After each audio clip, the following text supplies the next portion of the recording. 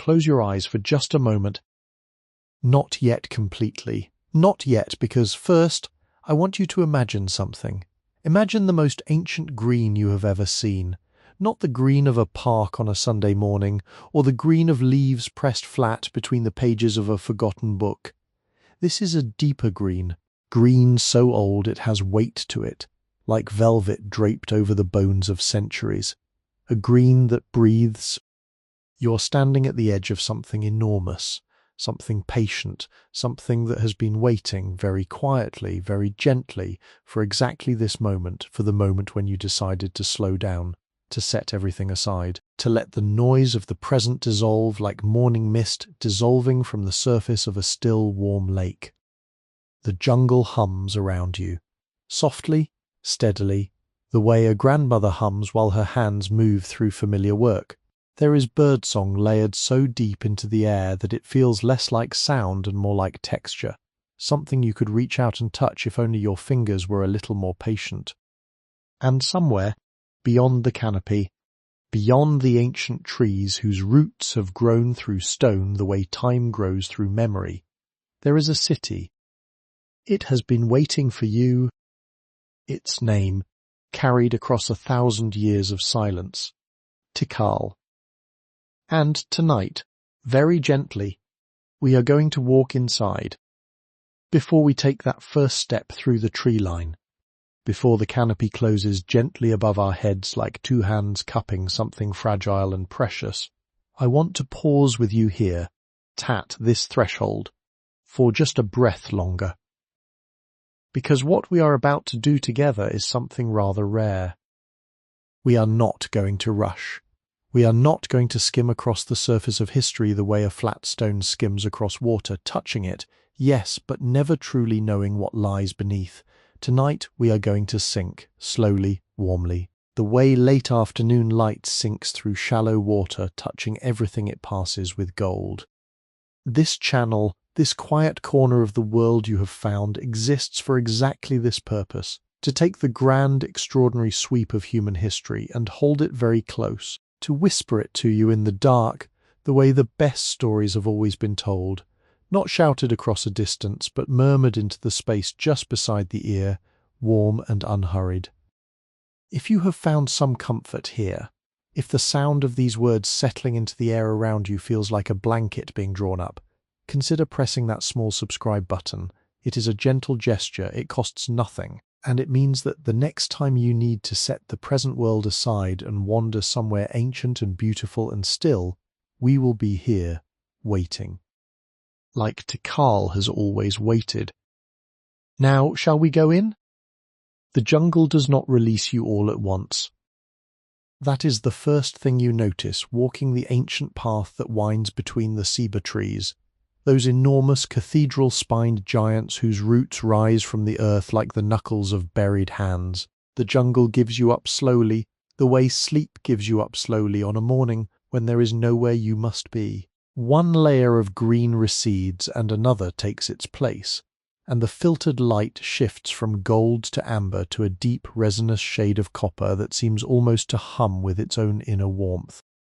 The air here is thick with moisture, not unpleasantly so, not the kind of thick that presses against the chest and makes breathing feel like labor. No, this is the thick of a living world, a breathing world, a world so dense with biology that every lungful carries within it the faint, sweet perfume of orchids opening somewhere unseen, the clean mineral coolness of recent rain still evaporating from the flat surfaces of ancient limestone, the loamy, almost chocolatey depth of soil that has been building itself for thousands of uninterrupted years. You breathe in, and you breathe in something that feels older than language. And then, between two ceiba trunks so vast that 6 people holding hands could not encircle either one, you see it. The first glimpse of Tikal does not arrive the way you might expect a great city to announce itself. There is no sweeping open vista, no sudden theatrical reveal. Instead, the city appears the way a thought appears during the most peaceful stretch of near sleep, gradually, peripherally, with a quality of inevitability that makes you feel, somehow, that it was never hidden at all. A wall of pale stone through the green. Then another. Then the long horizontal geometry of a platform rising from the jungle floor with the unhurried confidence of something that has stood in exactly this place for a very long time and intends to go on standing here for a very long time more. You stop walking. You simply stand. And you look. Tikal, at the height of its civilization, roughly between the 3rd and 9th centuries of the Common Era, was not merely a city in the way we tend to use that word today. It was not a collection of buildings arranged for convenience or a grid of roads drawn across emptiness for the sake of order. Tikal was a cosmological statement. It was the physical manifestation of an entire civilization's understanding of its place in the universe, in the cycles of the stars, the movements of the planets, the great turning wheels of time that the Maya tracked with a precision that still quietly astonishes the scholars who study them. At its peak, this city held somewhere between 60,000 and 100,000 people. That number, held gently in the mind, carries a certain soft weight to it. 100,000 lives breathing and moving and dreaming within the embrace of this jungle. 100,000 sets of hands kneading maize dough before dawn, carrying water in clay vessels, coaxing fire from wood, lifting children onto shoulders to see over the heads of the crowd. 100,000 pairs of eyes watching the same sunsets, the same storms rolling in across the canopy, the same stars turning in slow, familiar arcs above the pyramid tops. The city sprawls across an area of roughly 16 square kilometers of mapped and studied ruins, though the true extent of Tikal, the farms, the suburbs, the outlying residential groups connected by raised causeways through the wetlands, reaches much further in every direction. Scholars estimate that the greater Tikal region supported its enormous population through one of the most sophisticated agricultural systems in the ancient Americas, a system we will return to later, when the morning has fully arrived and the farmers have begun their careful, reverent work in the milpa fields. But for now, simply stand here. Simply look. The limestone that built this city was quarried from the very ground beneath it, and over centuries of exposure to the tropical air, it has taken on a color that resists simple description. It is not quite white, not quite cream, not quite the color of old bone. It is all of these things at different times of day, white in the direct blaze of midday, the warmest possible gold in the hour before sunset, a luminous silver blue in the thin light of early morning when the mist still threads itself between the platforms and the trees. Right now, in this particular quality of light, the filtered, diffused, endlessly gentle light of a tropical morning just past dawn, the stone looks almost soft, almost warm, almost as though if you pressed your palm flat against it, you might feel it breathing. The sound of the city, even now, even emptied of its people by more than 1,000 years of absence, is remarkable. The jungle fills the silence of the human voices that once rose from these plazas and these platforms and these winding residential paths, fills it not with emptiness, but with its own rich vocabulary, the oscillating mechanical chorus of unseen insects, the far-off, deep, resonant call of a howler monkey somewhere in the canopy, a sound so primordial and low that it seems to come not from a single animal but from the jungle itself, from the chest of the earth itself, the steady rhythmic drip of water from leaf to stone, finding its way downward with a patience that makes centuries feel brief. And somewhere layered beneath all of it, beneath the biology, beneath the bird song, beneath the breathing of the trees, there is something else, something that lives only in the oldest of old places, in the spaces where human beings have gathered and loved and struggled and celebrated across so many accumulated generations that the very stones seem to carry a kind of warmth that sunlight alone cannot entirely explain. It is the warmth of having been witnessed, of having been inhabited, of having held within its walls and its plazas and its temples the full, extraordinary weight of human life, not in the abstract, not as a concept, but in the specific, sensory, irreducible particularity of actual days, actual mornings, actual children running across these stones with bare feet still damp from sleep, leaving prints that have long since evaporated into the air. We are going to find those mornings. We are going to move through them with great care and great slowness, the way you move through a museum after closing time when the lights have been turned down to their lowest setting, and you have the whole beautiful, quiet place entirely to yourself. We are going to look at everything. We are going to touch nothing. And we are going to let the weight of all those accumulated, ordinary, irreplaceable days settle over us like the warmest, softest possible dark. The city is waiting. The morning is beginning. Come. There is a plaza at the centre of Tikal that has been called, by the archaeologists who gave their years to understanding it, the Great Plaza, and the name, for all its plainness, is not wrong. It is great in the way that certain things are great not because of their ornamentation or their excess, but because of their proportion, because of the way space has been shaped here into something that feels intentional in the deepest possible sense, as though every dimension, the length, the width, the height of the structures that frame it on all four sides, was chosen not for utility alone, but for the way those dimensions would make a human body feel when standing within them. Stand at the centre of the Great Plaza in the hour just after dawn, and the feeling is this: small, yes, but not diminished. Small in the way a person feels small inside a great cathedral, where the smallness is not an insult but an invitation to understand yourself as part of something larger, something more continuous and more ancient than any individual life. The plaza's limestone surface, laid with extraordinary care by workers whose names we will never know, spreads outward in every direction with the quiet authority of something that expects to be taken seriously.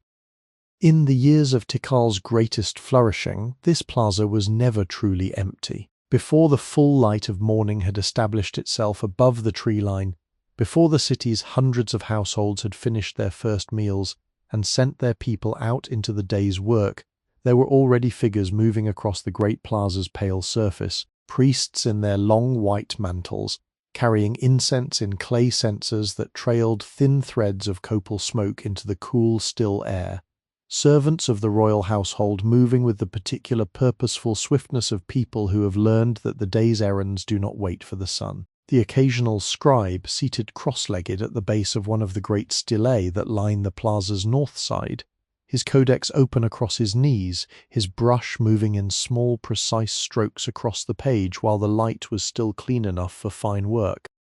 The stelae themselves deserve a long, slow look.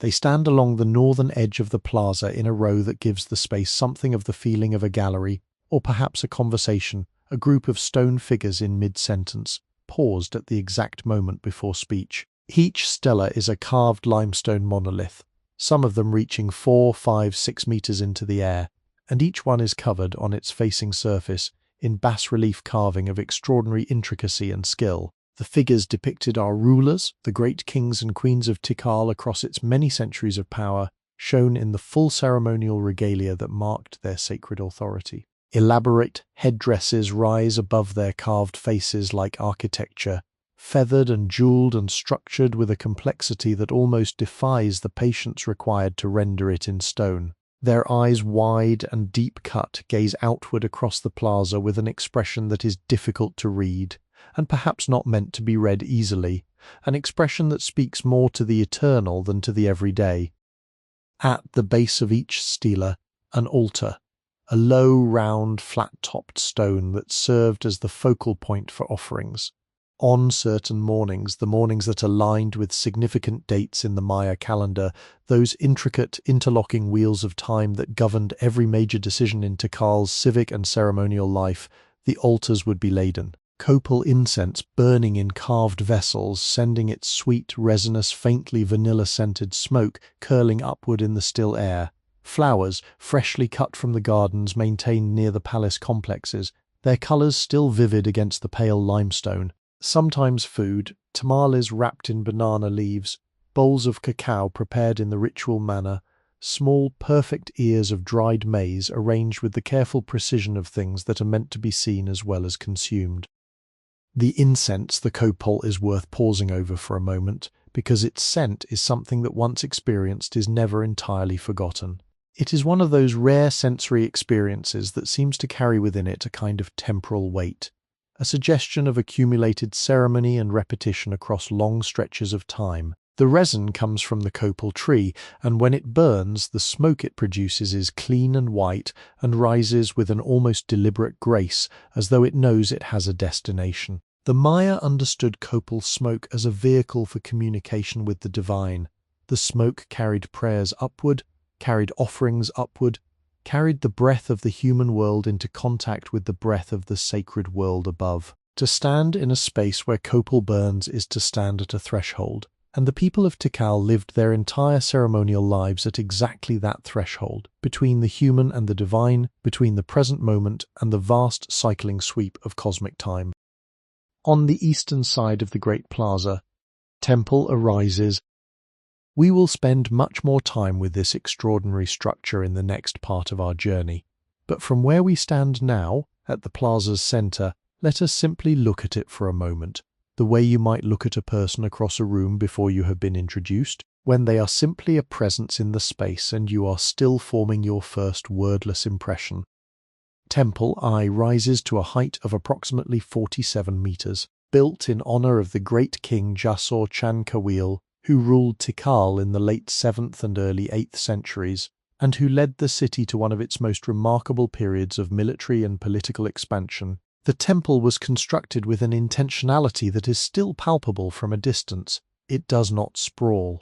It rises steeply, almost precipitously, its 9 terraced levels stacked one upon another with a narrowing urgency that pulls the eye upward, toward the small roof comb that crowns the structure like a stone headdress, carved with figures and symbols that catch the morning light and release it in fragments.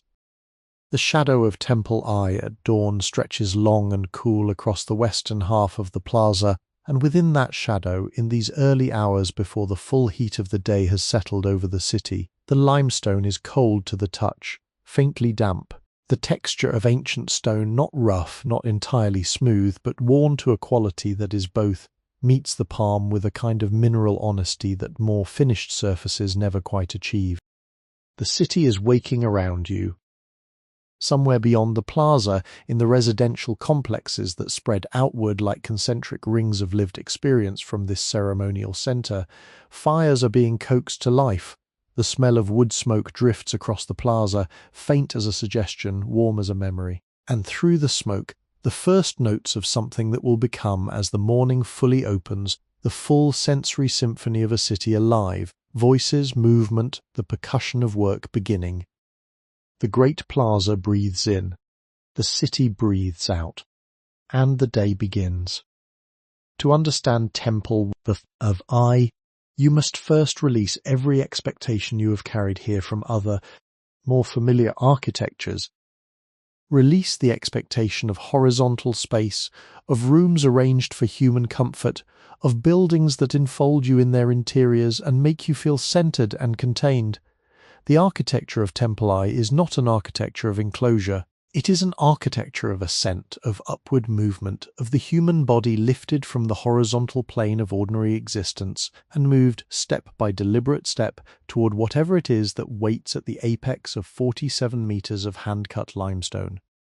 Stand at the base of the temple in the early morning and tilt your head backward. The structure rises above you with a steepness that is almost vertiginous even from the ground. The angle of its terraced sides is so acute, so emphatic in its upward thrust, that it seems less like a building occupying space and more like a building arguing with space, insisting upon its own vertical logic against every horizontal pull of gravity and earth. The 9 terraces, each one narrower than the one below, stack upward with a precision that still quietly astonishes, because this precision was achieved without metal tools, without wheeled vehicles, without the engineering machinery that we have come to consider necessary for construction at this scale. Every stone was cut with tools of flint and obsidian, materials sharp enough for the work but demanding in ways that metal never demands, demanding absolute patience, absolute attention to the grain and fracture lines of the material, absolute knowledge of what stone will do and what it will not.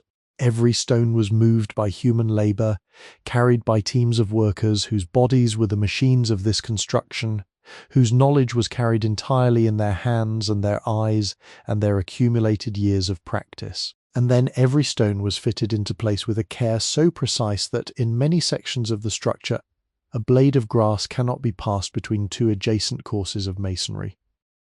The facing stones of the temple were, at the height of Tikal's power, covered in a thick coat of stucco, a lime plaster made from burned limestone mixed with water and aggregates, applied in smooth continuous layers over the underlying masonry and then painted. The colours used were the reds and ochres and blacks of mineral pigments, and the effect of the painted stucco surface in full sunlight must have been extraordinary. The temple, not pale and geological as it appears today, stripped of its coating by centuries of tropical rain, but vivid, almost aggressive in its visual authority. A great painted mountain of human making, rising from the jungle floor with all the colour and drama of a declaration. The roof comb that crowns Temple I is itself a remarkable structure, a tall, narrow, elaborately carved stone lattice that adds another 12 or so meters to the temple's height and serves as the primary surface for the relief carving that identified the building and its sacred purpose. What remains of the original carving suggests a large seated figure in royal regalia, almost certainly the King Jasor Chan Kawil himself, shown in the pose of a ruler receiving the reverence of his subjects and the blessing of the divine powers he claimed as his ancestors and his allies. Inside the temple, and here the architecture shifts in character entirely from the monumental to the intimate. There are 3 small rooms, one behind the other, connected by narrow doorways whose corbelled arches curve upward to a central ridge stone in the shape of an inverted V. The corbelled arch is one of the characteristic features of Maya monumental architecture, developed independently of the true arch familiar from Mediterranean and European building traditions, and it produces interior spaces of a particular quality, tall relative to their width, with walls that lean slightly inward as they rise, giving the rooms a sensation of being inside something that is pressing gently inward from all sides. The light inside is dim and cool even on the hottest days, filtered through the narrow doorways to a level that feels almost deliberately meditative. The stone walls absorb and hold the cool of the night long into the morning, releasing it slowly, the way certain kinds of stone always release what they have stored, with a slowness that seems to belong to a different order of time than the world outside. In the tomb beneath the temple for great Maya temples were, among other things, the eternal houses of the rulers whose power they commemorated. The body of Jasor Chan Kawil was interred with offerings of extraordinary richness. Jade mosaic ornaments, ceramic vessels painted with scenes from the mythological narratives that structured Maya cosmology, carved bones inscribed with hieroglyphic texts in the most delicate fine-line technique imaginable. These objects, recovered by archaeologists in the mid-20th century and now preserved with great care in museum collections, give us a window narrow but luminous into the material world of Tikal's ruling elite. The jade was the colour of deep water, of still lagoons, of the underworld ocean that the Maya believed lay beneath the surface of the earth, and through which the sun travelled each night on its journey from west to east, from death back toward morning. But what interests us right now, standing at the base of temple in the early morning with the plaza stones still cool beneath our feet, and the first real warmth of the sun just beginning to fall on the upper tiers of the structure, what interests us is the life that moved around this temple, not the death that lies within it. Because temples of this kind in a city of this kind were not sealed monuments to be contemplated from a respectful distance. They were active, inhabited, ceremonially used spaces in the fabric of daily public life. Priests and their attendants moved across the upper platforms. Offerings were made on the summit, their smoke visible from across the city. On significant calendar dates, the king himself, dressed in the full magnificent weight of his ceremonial regalia, would ascend the stairs of the temple in a procession that was simultaneously an act of political theatre, a religious ceremony, and a cosmological performance. The human body made sacred by its elevation, literally lifted toward the heavens at the axis of the world's centre. The staircase of Temple Bufut is nearly vertical by modern architectural standards. To climb it is to feel your body angle backward, to feel the pull of the earth more acutely than usual, to feel the peculiar vulnerability that comes with great height achieved by steep ascent rather than gradual rise. Imagine the weight of the king's headdress on those stairs, The physical balance required, the practiced calm, the absolute command of the body in service of an image that had to be flawless. Imagine the faces turned upward from the plaza below. All those eyes lifted, all that breath held. And then the summit, and the smoke, and the sky. If the great temples of Tikal are the architecture of the sacred, of height, of ascent, of the human reaching toward the divine, then the central Acropolis is the architecture of the inhabited, of the daily, of the 10,000 small and ordinary acts that accumulate across a lifetime into something that can only be called simply a life. The central Acropolis occupies the southern edge of the Great Plaza, directly across from the northern platform where the great stelae stand in their patient row, and it is a complex of such layered intricacy that archaeologists have spent careers attempting to fully understand its spatial logic. What you see approaching it from the plaza is a long, multi-storied range of rooms and galleries and courtyards arranged on platforms of varying heights, connected by staircases and ramps and covered walkways, the entire ensemble presenting to the plaza a face of arched doorways and carved stone lintels that has a quality, even now, even stripped of its plaster and its paint and its hanging textiles and its human movement, of a place that has been deeply, continuously layered with use. The Acropolis was, in essence, the palace complex of Tikal's ruling dynasty, not a palace in the European sense, not a single grand building organized around a throne room and a series of formal state apartments, but rather a rambling, accumulated, organically grown cluster of structures that was added to and modified and rebuilt across centuries of royal occupation. Rooms were built upon the ruins of older rooms. Courtyards were enclosed to create new interior spaces, then opened again in later rebuilding campaigns. Staircases were widened, rerouted, given new landings and new destinations. The result is a building or a collection of buildings so intimately interconnected that calling them multiple buildings feels slightly wrong. That is, in its spatial organization, less like a formal plan and more like a conversation that has been going on for a very long time. Accumulating, layering, occasionally contradicting itself, always adding new voices without entirely silencing the old ones. Walk slowly into one of the ground floor galleries. The cool of the interior reaches you before you have fully stepped inside, a wave of stillness, of air that has been resting in shadow all night and has not yet been disturbed by the day's heat. The stone floor beneath your feet is smooth, not the smoothness of polish, but the smoothness of long patient wearing of thousands upon thousands of footfalls moving across the same surface over the same paths, year after year, generation after generation, until the stone has been shaped by the passage of human feet, the way a riverbed is shaped by the passage of water. There are slight depressions near the doorways, near the places where people habitually paused, where they turned, where they stood in conversation. The walls of the gallery are thick, in some sections over a metre thick, and they are pierced at intervals by narrow, high-set openings that serve less as windows in the modern sense than as controlled admissions of light and air. The light that enters through these openings is precise and directional, falling at angles that shift through the day as the sun moves, creating slowly moving bars and pools of illumination against the pale stone interior that have a quality very close to beautiful. In the morning the light enters from the east, golden and low, touching the floor in long bright parallelograms that shorten and brighten as the hours pass by noon.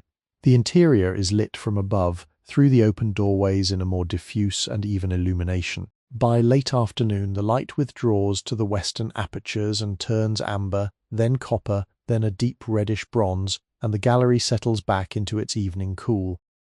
The rooms of the Acropolis are small by contemporary standards, most of them no wider than 3 meters between their corbelled walls, and the sense of human scale that this intimacy produces is one of the most affecting things about moving through them, because it makes the people who once moved through them feel very close. Here, a room where a royal official might have received visitors on low, cushioned platforms, the conversation conducted in the soft formality that court life everywhere demands. Here, a narrow passage between 2 courtyards, barely wide enough for 2 people to pass comfortably, smelling even now, after all these centuries, of the particular mineral composure of old stone and dried earth. Here, a small courtyard open to the sky, its floor laid with large, smooth flagstones, a tree growing up through a crack at one corner. Not an ancient tree, not a tree that was there in Tikal's time, but a tree that has chosen this spot as its own in the long centuries since the human voices left. Hand whose roots have found their way between the ancient stones with the same quiet, unhurried persistence with which all growing things find their way through whatever is placed before them. In the highest rooms of the Acropolis, accessible by a series of narrow interior staircases that require a slight bowing of the head and a certain trust in the darkness between one step and the next. There are chambers that look out over the Great Plaza from a height sufficient to make the stelae below appear.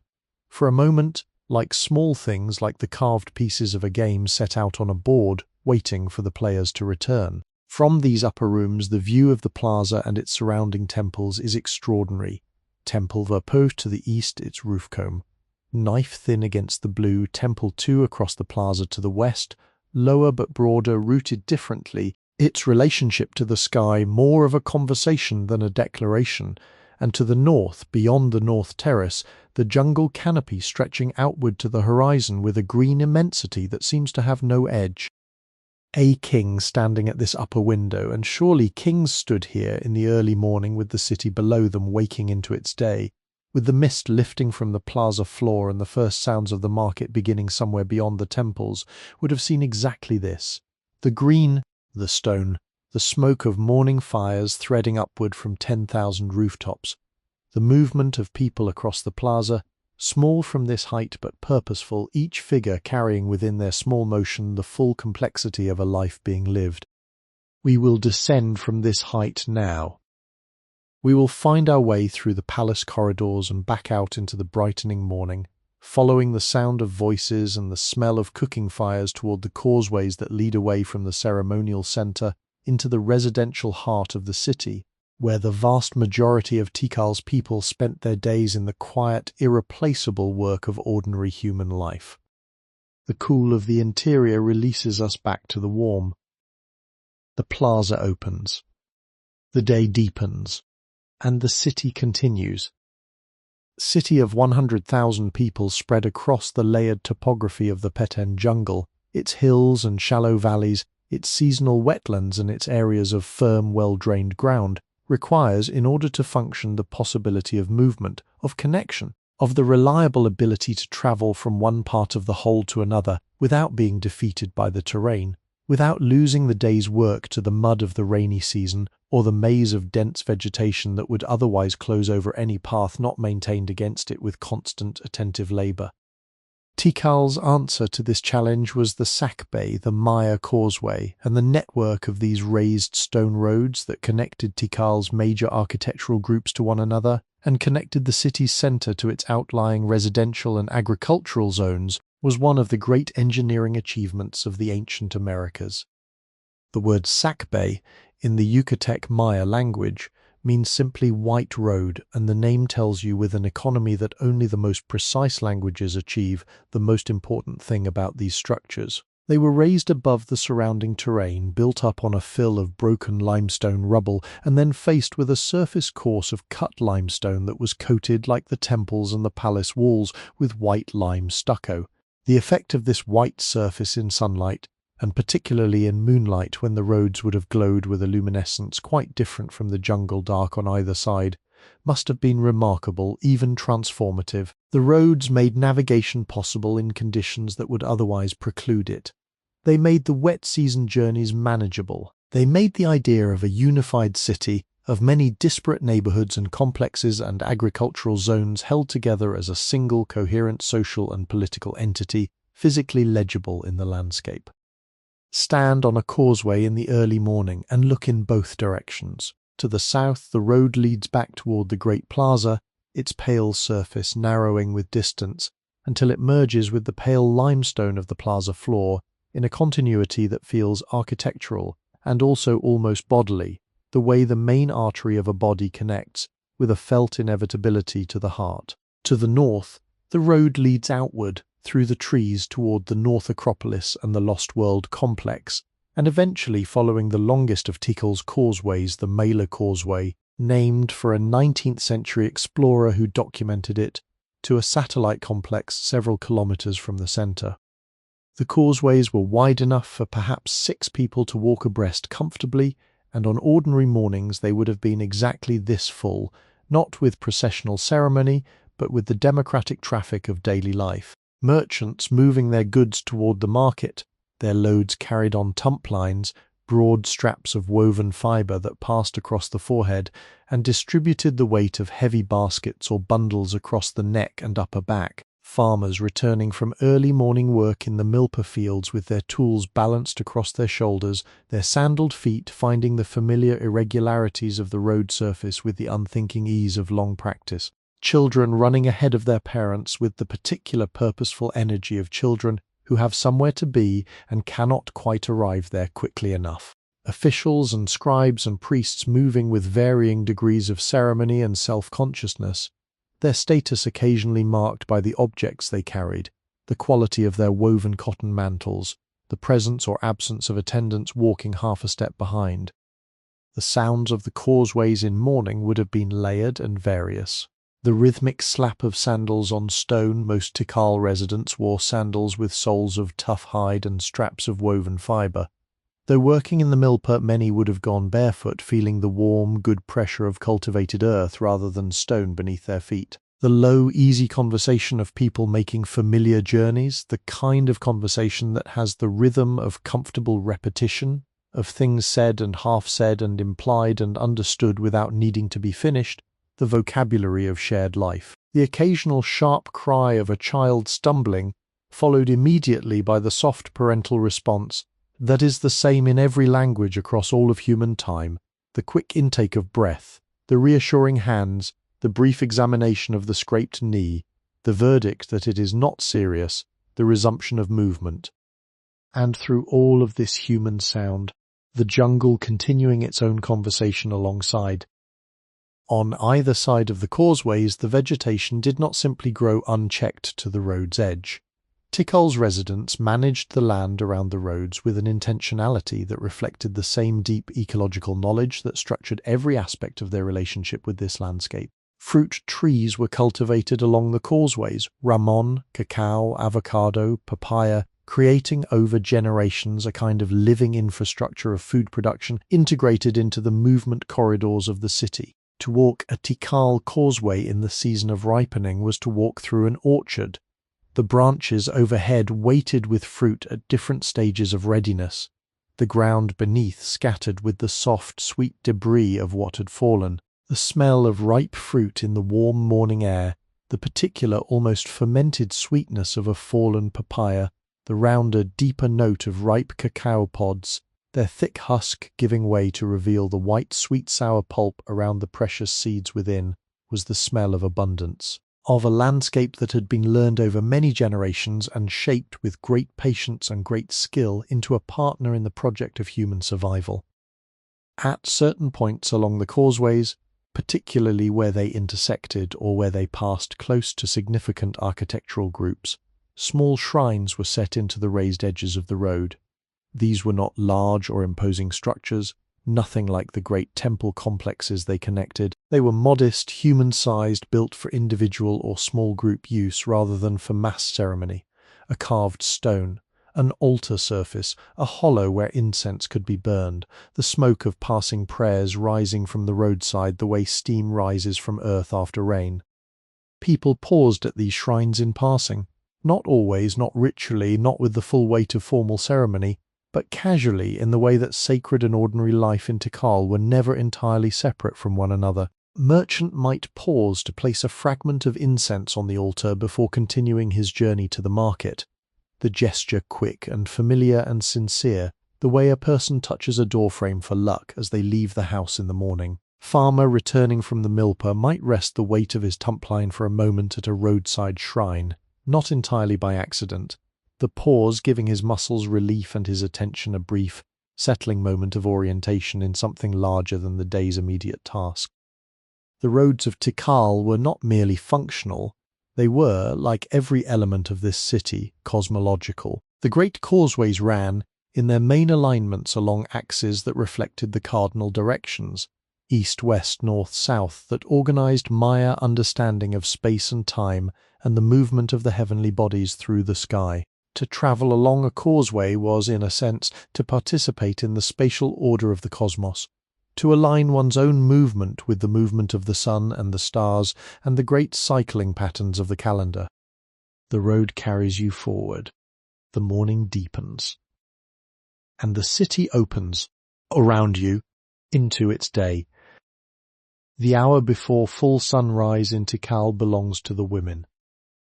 Not exclusively, not by formal declaration, there was no law or custom that named this as a feminine hour. But in the practical architecture of daily life in this city, it was the women who moved first through the pre-dawn dark, who coaxed the household fires back from their overnight embers, who set the clay-grinding stones in motion before the birds had finished their first tentative morning announcements. The rhythm of the household day in Tikal, as in virtually every agricultural society in human history, began with the preparation of food, and the preparation of food began always with the grinding of maize. The grinding stone, the metate, sat in every household on a low platform near the cooking area, tilted slightly toward the grinder at an angle that directed the ground flour downward into the collecting vessel at the lower end. The metate itself was a large, roughly rectangular slab of basalt, volcanic stone traded or carried from sources far to the west of the Peten Basin. Dense and slightly rough-surfaced, the roughness was essential was the point, was what made the grinding possible. Against this surface, the woman of the household worked the mano, a smaller handheld cylinder of the same volcanic stone, pressed downward with the full weight of her upper body, pushed forward and drawn back in a motion that was simultaneously simple and intensely physical. Close your eyes and listen for the sound of it. Not a single sound, not the sound of one metate in one household, but the sound of hundreds of metates in hundreds of households across the waking city, a vast, low, rhythmic percussion that swelled with the approaching dawn, the collective grinding of the city's breakfast, sound so pervasive and so regular that it would have been as much a feature of the morning air as the bird song or the smell of copal. It was the sound of the city feeding itself, the sound of an entire civilization's most fundamental daily act. The maize being ground had been prepared the night before through a process called nixtamalization, the dry kernels soaked overnight and simmered with ground limestone in water, then drained and washed. This process, developed by Mesoamerican cultures over thousands of years, transformed the maize in ways that were invisible but profound, softening the hard outer hull of the kernel to make grinding easier. But more importantly, though the people doing it had no knowledge of the biochemical mechanisms involved, only the accumulated empirical wisdom of many generations releasing niacin and other nutrients from the corn in ways that made them bioavailable to the human body. The Maya did not know why the nixtamal worked as well as it did. They knew simply that it produced better, more nutritious, better-tasting food, and that knowledge passed from mother to daughter across uncountable generations was as important to the survival of Tikal's population as any architectural or agricultural achievement. The ground maize became masa, a dense, smooth, slightly greyish dough with a clean, starchy smell that in the warmth of the cooking fire took on the first edges of the toasted grain scent that is, for many people, one of the most comfort-inducing smells in all of human culinary experience. The masa was shaped by hand into the flat rounds that would become tortillas on the comal, the large flat clay griddle set directly over the fire, or into the thicker stuffed rounds of the tamale, wrapped in fresh maize husks or banana leaves and steamed above water in tall clay pots, the steam carrying the smell of the cooking corn outward from the household fire and into the surrounding air.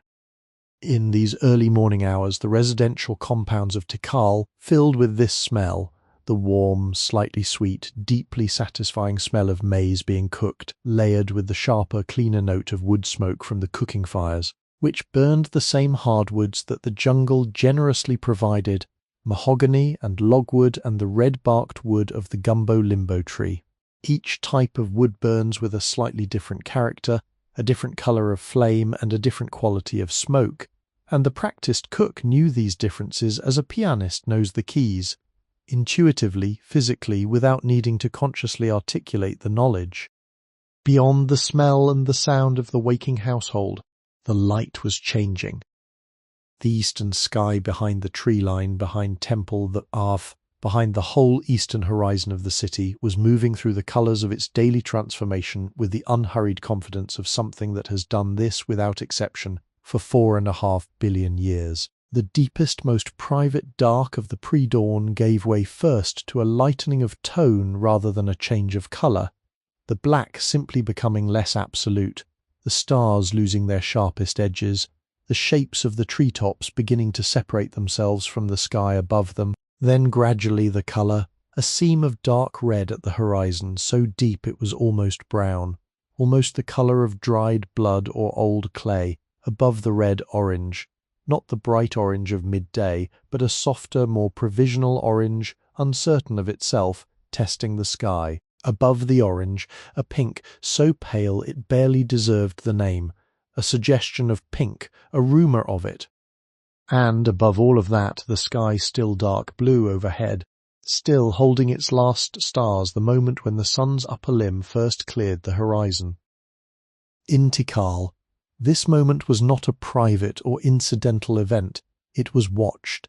It was known and anticipated and given its proper weight. The orientation of the city's major architectural groups was calculated, in part, around the movements of the sun across the horizon through the year.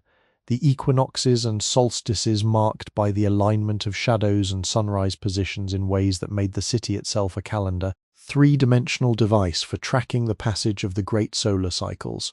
On the equinoxes, standing in particular positions within the Great Plaza, the sunrise aligned with the edges of particular structures with a precision that made the city's builders' knowledge of astronomy not merely theoretical but spatial, embodied in stone.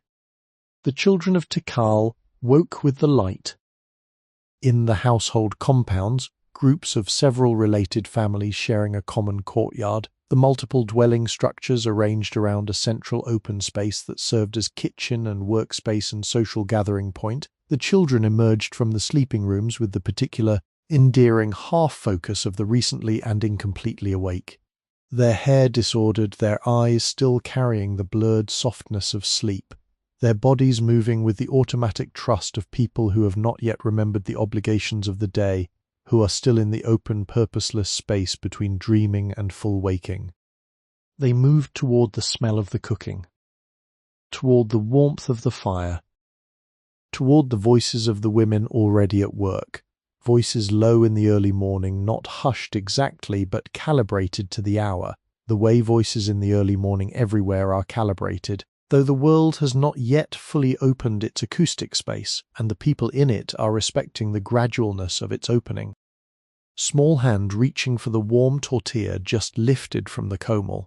The soft reprimand, wait, it is hot. And then the relenting, and the tortilla placed in the small hands after all, folded in half around a smear of black bean paste, and eaten with the focused, uncomplicated satisfaction of a hungry child eating familiar food in the safety of a familiar morning. The day has truly begun. By mid-morning, when the dew had evaporated from the causeways and the sun had risen high enough to clear the canopy and lay its full, serious warmth across the limestone plazas and the thatched rooftops of the residential compounds, the market of Tikal was in full and extraordinary voice. The market occupied a large open area to the east of the Great Plaza. The exact location and extent of Tikal's main market remain subjects of ongoing archaeological discussion, but the evidence for substantial market activity in the city is compelling and multiform. The distribution patterns of trade goods recovered from across the site, obsidian from the volcanic highlands of Guatemala, jade from the Motagua Valley, marine shell from both coasts, fine-quality ceramic wares from distant production centers, the residues of cacao and other perishable commodities in storage vessels, tell the story of a city that was deeply integrated into the long-distance trade networks of Mesoamerica, city that imported and exported and exchanged across distances of hundreds of kilometers with a regularity and a sophistication that speaks to a commercial life of considerable richness and complexity. But long before the exotic and the distant, the Tikal market would have been primarily a place of the local and the immediate, of the daily staples and the seasonal abundances that the city and its surrounding agricultural lands produced for themselves. And beneath and through all of it, the cacao. The smell of cacao is one of those smells that, once noticed, cannot be unnoticed. Deep, slightly bitter, roasted at the edges, with a sweetness that is more suggestion than declaration. And beneath the sweetness, something almost smoky, almost earthy, reminder of the forest floor where the cacao tree has its origins. In the Tikal market, cacao was everywhere. As a trade commodity, as currency, as the raw material for the ritual beverage that played a central role in the social and ceremonial life of the Maya elite. The cacao beans themselves, dried and roasted, were stored in the woven fiber bags of the merchants and counted with the careful attention of people who understood that they were handling something that was simultaneously food and money. The layout of the market was almost certainly organized by category. This is the pattern observed in market systems across Mesoamerica, and it reflects both the practical convenience of clustering related goods and the social logic of professional identity, off the way that membership in a particular trade or craft created communities of practice and mutual recognition. Moving through the market, then, was to move through distinct zones, each with its own character and its own sensory profile. The food section, the largest, the busiest, the most fragrant and the most various, was the true living heart of the market. Here, the agricultural surplus of Tikal's extended hinterland arrived daily in its season. The green-husked ears of maize at peak ripeness, the climbing squashes and their flat, white-seeded interiors, the black and red and spotted varieties of bean that would be dried and stored or cooked fresh, the sweet potatoes and jicama roots and the thorny oval pods of the chayote, and, alongside the cultivated produce, the harvested abundance of the managed jungle. Ramon nuts gathered from the forests maintained around the city, wild greens and mushrooms foraged with the knowledge of where and when and how much, honey from the stingless bees kept by Maya beekeepers in hollow log hives, a honey of extraordinary delicacy, lighter and more floral than the honey of European bees, tasting of the specific flowers that the small dark bees of the Peten had visited in their particular season. The sounds of the market, held in the mind all at once, were a kind of music, not composed, not organized, but not chaotic either, the polyphonic commerce of 1,000 simultaneous conversations, the rhythm of bargaining, the offer, the counter, the pause of consideration, the negotiated resolution, the occasional laughter of something genuinely funny, rising above the general level and drawing a momentary shared attention before the market noise closed back over it. The voices of vendors calling the qualities of their goods in the half-sung, half-spoken rhythms of commercial appeal that seem to arise independently in every human market culture. And at the edges of the market, the children, always the children, finding in the spaces between the adults' legs and the vendors' stalls their own geography of the city's busiest social space, their games and their small dramas unfolding in the margins of the commerce above their heads. Away from the market's daily ceremony, tucked into the residential precincts and workshop areas that lay in the middle distance between the great ceremonial centre and the outlying milpa fields, the artisans of Tikal were at their work. Artisanship in Tikal was not a single category, not the monolithic trade it might be imagined to be from this distance of centuries. It was a many-branched, internally differentiated world of specializations and subspecializations, of skills so particular and so laboriously acquired that their practitioners occupied distinct and recognized positions in the city's social hierarchy, distinct and recognized relationships with the materials they transformed, with the patrons who commissioned their work, with the guild-like communities of fellow practitioners whose standards and traditions gave their craft its depth and continuity. The maize grows tall, providing structure. The bean plant, a legume, fixes nitrogen from the air into the soil through the work of bacteria living in nodules on its roots, building back into the earth the fertility that the maize removes from it. The squash spreads across the ground in broad, shade-creating leaves that suppress the growth of weeds while retaining soil moisture, reducing the need for weeding and irrigation simultaneously. Each plant, in serving itself, serves the others, Each plant, in being served by the others, provides more than it could in isolation. The milpa fields of Tikal extended across an enormous area surrounding the city, not in the continuous uniform horizon-to-horizon monoculture familiar from modern industrial agriculture, but in a complex, varied mosaic of fields at different stages of the milpa cycle. Freshly cleared and burned fields, their soil black and ashy and extraordinarily fertile with the released nutrients of the burned vegetation.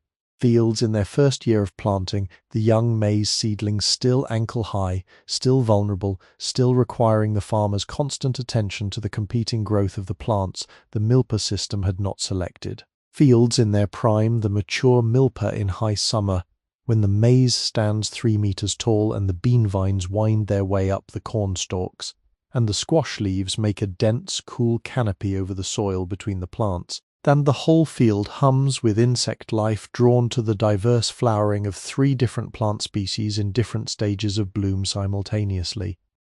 And the oldest fields, the ones approaching or in the fallow period, where the milpa was being rested, allowed to return to something like its forest condition, the young trees growing back through the remaining crop residue, the soil rebuilding itself through the fallow years in preparation for the next cycle of clearing and burning and planting. The farmers of Tikal moved through this mosaic landscape with the deep topographical knowledge of people who had been intimately acquainted with every feature of these fields since childhood, who knew which areas drained well and which retained water through the dry season, which slopes caught the prevailing wind and which were sheltered, which soils were prone to crusting after heavy rain and required particular attention to their surface condition, which sections of the field the leaf-cutter ants had claimed as their territory, and therefore required a different management strategy to prevent the ants' characteristic circular cut leaf damage from significantly reducing the crop. The farmers woke before the sun. There is a specific quality of darkness in the hour before dawn in a tropical environment that is different from other darknesses, not the darkness of a closed room, not the darkness of a cloudy urban night, but an organic, living dark that has depth and texture and a sensory richness quite distinct from mere absence of light. The sounds of the nighttime jungle give way in this pre-dawn hour to a brief, extraordinary silence that seems almost absolute, the nocturnal animals falling quiet, the diurnal ones not yet begun. And into this silence the first calls of the early morning birds enter with the quality of something unprecedented, as though each morning were the first morning that bird had ever decided to sing. The farmer dressed in this dark, simple clothing, a loincloth and on cooler mornings a cotton mantle draped across the shoulders, clothing made to move in, made to be soaked with sweat and dried again in the field air, made to be close to the earth without ceremony. The tools of the milpa, the digging stick, hardened in fire to a point that could penetrate even the hardest dry-season soil with sufficient force, the stone-bladed hoe, the carrying vessel, a large basket worn on the back in the tumplane harness, or a wide, flat-bottomed basin for carrying harvested produce without bruising. The walk to the fields was often substantial. The residential heart of Tikal was separated from the agricultural lands by varying distances, and many farmers walked 30 minutes or more to reach their milpa plots, following the causeways and the secondary paths that branched from them in a web of agricultural access routes through the managed landscape. These early morning walks in the cooling air of the pre-dawn, with the stars still visible through breaks in the canopy and the smell of the waking jungle on all sides, were not unpleasant. They were, in the accumulated testimony of all agricultural peoples in all times and places, one of the genuine quiet pleasures of farming life, the unhurried walk to work in the fresh dark, before the heat, before the full obligation of the day's labour, that to Protestant in the moment when the world is still mostly potential and only barely actual. In the fields the work varied with the season. In the dry season, from roughly November through April, the primary tasks were clearing new areas, cutting the secondary forest with stone axes, the effort enormous and the axes dulling quickly against the hardwood of the young trees, and burning the cleared vegetation after it had dried for several weeks under the dry season sun. The burning was carefully managed, carefully timed, not the careless setting of fire to everything in reach, but the considered application of fire as an agricultural tool, its behavior managed through the choice of burning day and the use of fire breaks to contain the burn within its intended area. The ashfall from the burn left the soil covered in a layer of grey-white powder that, mixed into the topsoil by the first rains of the approaching wet season, released a pulse of fertility that drove the first-year milpa to its extraordinary productivity. In the wet season, the work shifted to planting and tending and the endless, patient coexistence with the insects and the weeds and the occasional frugivorous birds that also found the milpa a place of extraordinary abundance. And then, as the rains diminished and the maize reached its maturity, the harvest, the snapping of the heavy ears from the stalks, the stripping of husks, the process of drying and storing that would carry the household through the months until the next harvest. Every ear of maize harvested from the Tikal milpa was, in the Maya understanding, not merely food but a gift, the renewal of a covenant between the human world and the divine forces of growth and rain and green life. The first ears of the harvest were offered before they were eaten. The first and the last and the finest were set aside for the ceremony that acknowledged the source of everything. The farmer, kneeling in the late afternoon light of the harvest field, his hands full of the heavy, silk-fringed ears that would feed his family through the coming year, paused in the middle of his work. He was quiet for a moment. He looked at what was in his hands, and he was grateful. In the quietest rooms of the palace complex, in chambers whose doorways faced north for the sake of the even, steady light, and whose thick limestone walls insulated the interior from the worst of the midday heat, the scribes of Tikal bent over their work in a posture of complete attention that excluded, for the duration of the work, essentially everything else. The Maya scribe, the at-tib, the one who writes, occupied a position in the social hierarchy of Tikal that was at once practically essential and cosmologically significant. Scribes were, in the most literal sense, the keepers of time, the people who maintained the complex interlocking calendar systems that organized Maya civic, agricultural, religious, and ceremonial life, who recorded the movements of the heavenly bodies with the meticulous, generational patience that allowed the Maya astronomers to calculate the cycles of Venus, of the moon, of the sun with an accuracy that, as modern scholars continue to find when they apply contemporary astronomical data to the ancient records, approaches the extraordinary. The calendar systems maintained by the Tikal scribes were not one system but several running simultaneously, their interlocking cycles generating dates of great specificity and cosmological significance.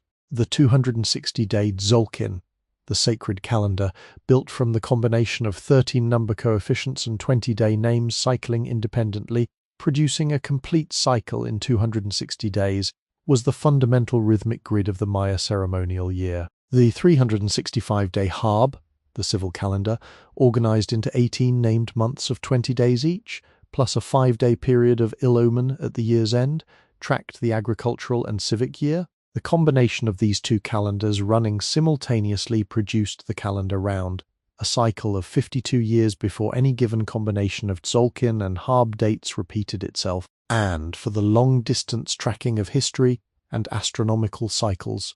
The long count, a purely positional numerical system, operating on a base of 20 with one deviation, that counted forward from a fixed mythological starting point, a date that, in the correlation most commonly used by contemporary scholars, corresponds to August 11, 3114 BCE in the proleptic Gregorian calendar, in units that accumulated to track hundreds and thousands and tens of thousands of years with perfect mathematical precision. The tools of the scribe's art were as carefully made as the work they were used to produce. The bark paper codex, sheets of paper made from the inner bark of the wild fig tree, soaked and beaten and dried to a pale, slightly rough surface, then folded accordion-style to produce a book whose pages could be read sequentially or laid flat for simultaneous consultation, was the primary writing surface for the working texts, the ephemerades tracking planetary positions, the almanacs correlating calendar dates with agricultural and ritual recommendations, the mythological narratives that formed the intellectual and spiritual foundation of Maya civilization. The paper itself was coated with a thin layer of fine white lime plaster before writing, providing a smooth, uniform surface that held the pigment cleanly and allowed the finest line work with the minimal spreading of color into the paper's fibers. The brushes were fine-tipped and made from the hairs of specific animals. The precise animal sources varied by tradition and region, but the goal was always the same: a brush capable of producing at its finest tip line of such delicacy that it could render the hairline strokes of the most intricate hieroglyphic forms without breaking or spreading. The Maya hieroglyphic script is, among the writing systems of the ancient world, one of the most complex and one of the most beautiful.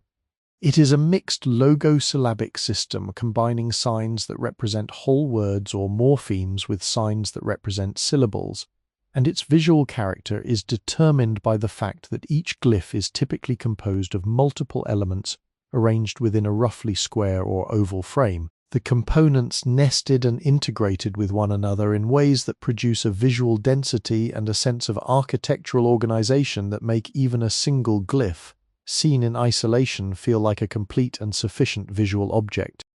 To learn to write in this system was the work of years, many years, likely a decade or more of intensive instruction beginning in childhood, in the scribe schools associated with the palace complexes and the major temple groups. The students began almost certainly with the most common signs, the syllabic grid of over 100 syllable signs, each with its characteristic form and its characteristic variations and alternative drawings. Teach, requiring the hand to learn not just the shape, but the particular sequence of strokes that produced it most efficiently and most consistently.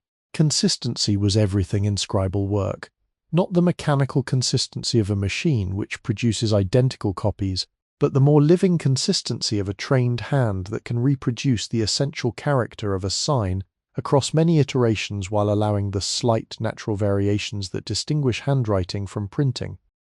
Beyond the hieroglyphic script, the scribes maintained the body of mathematical and astronomical knowledge that was, arguably, the most remarkable intellectual achievement of the ancient Maya.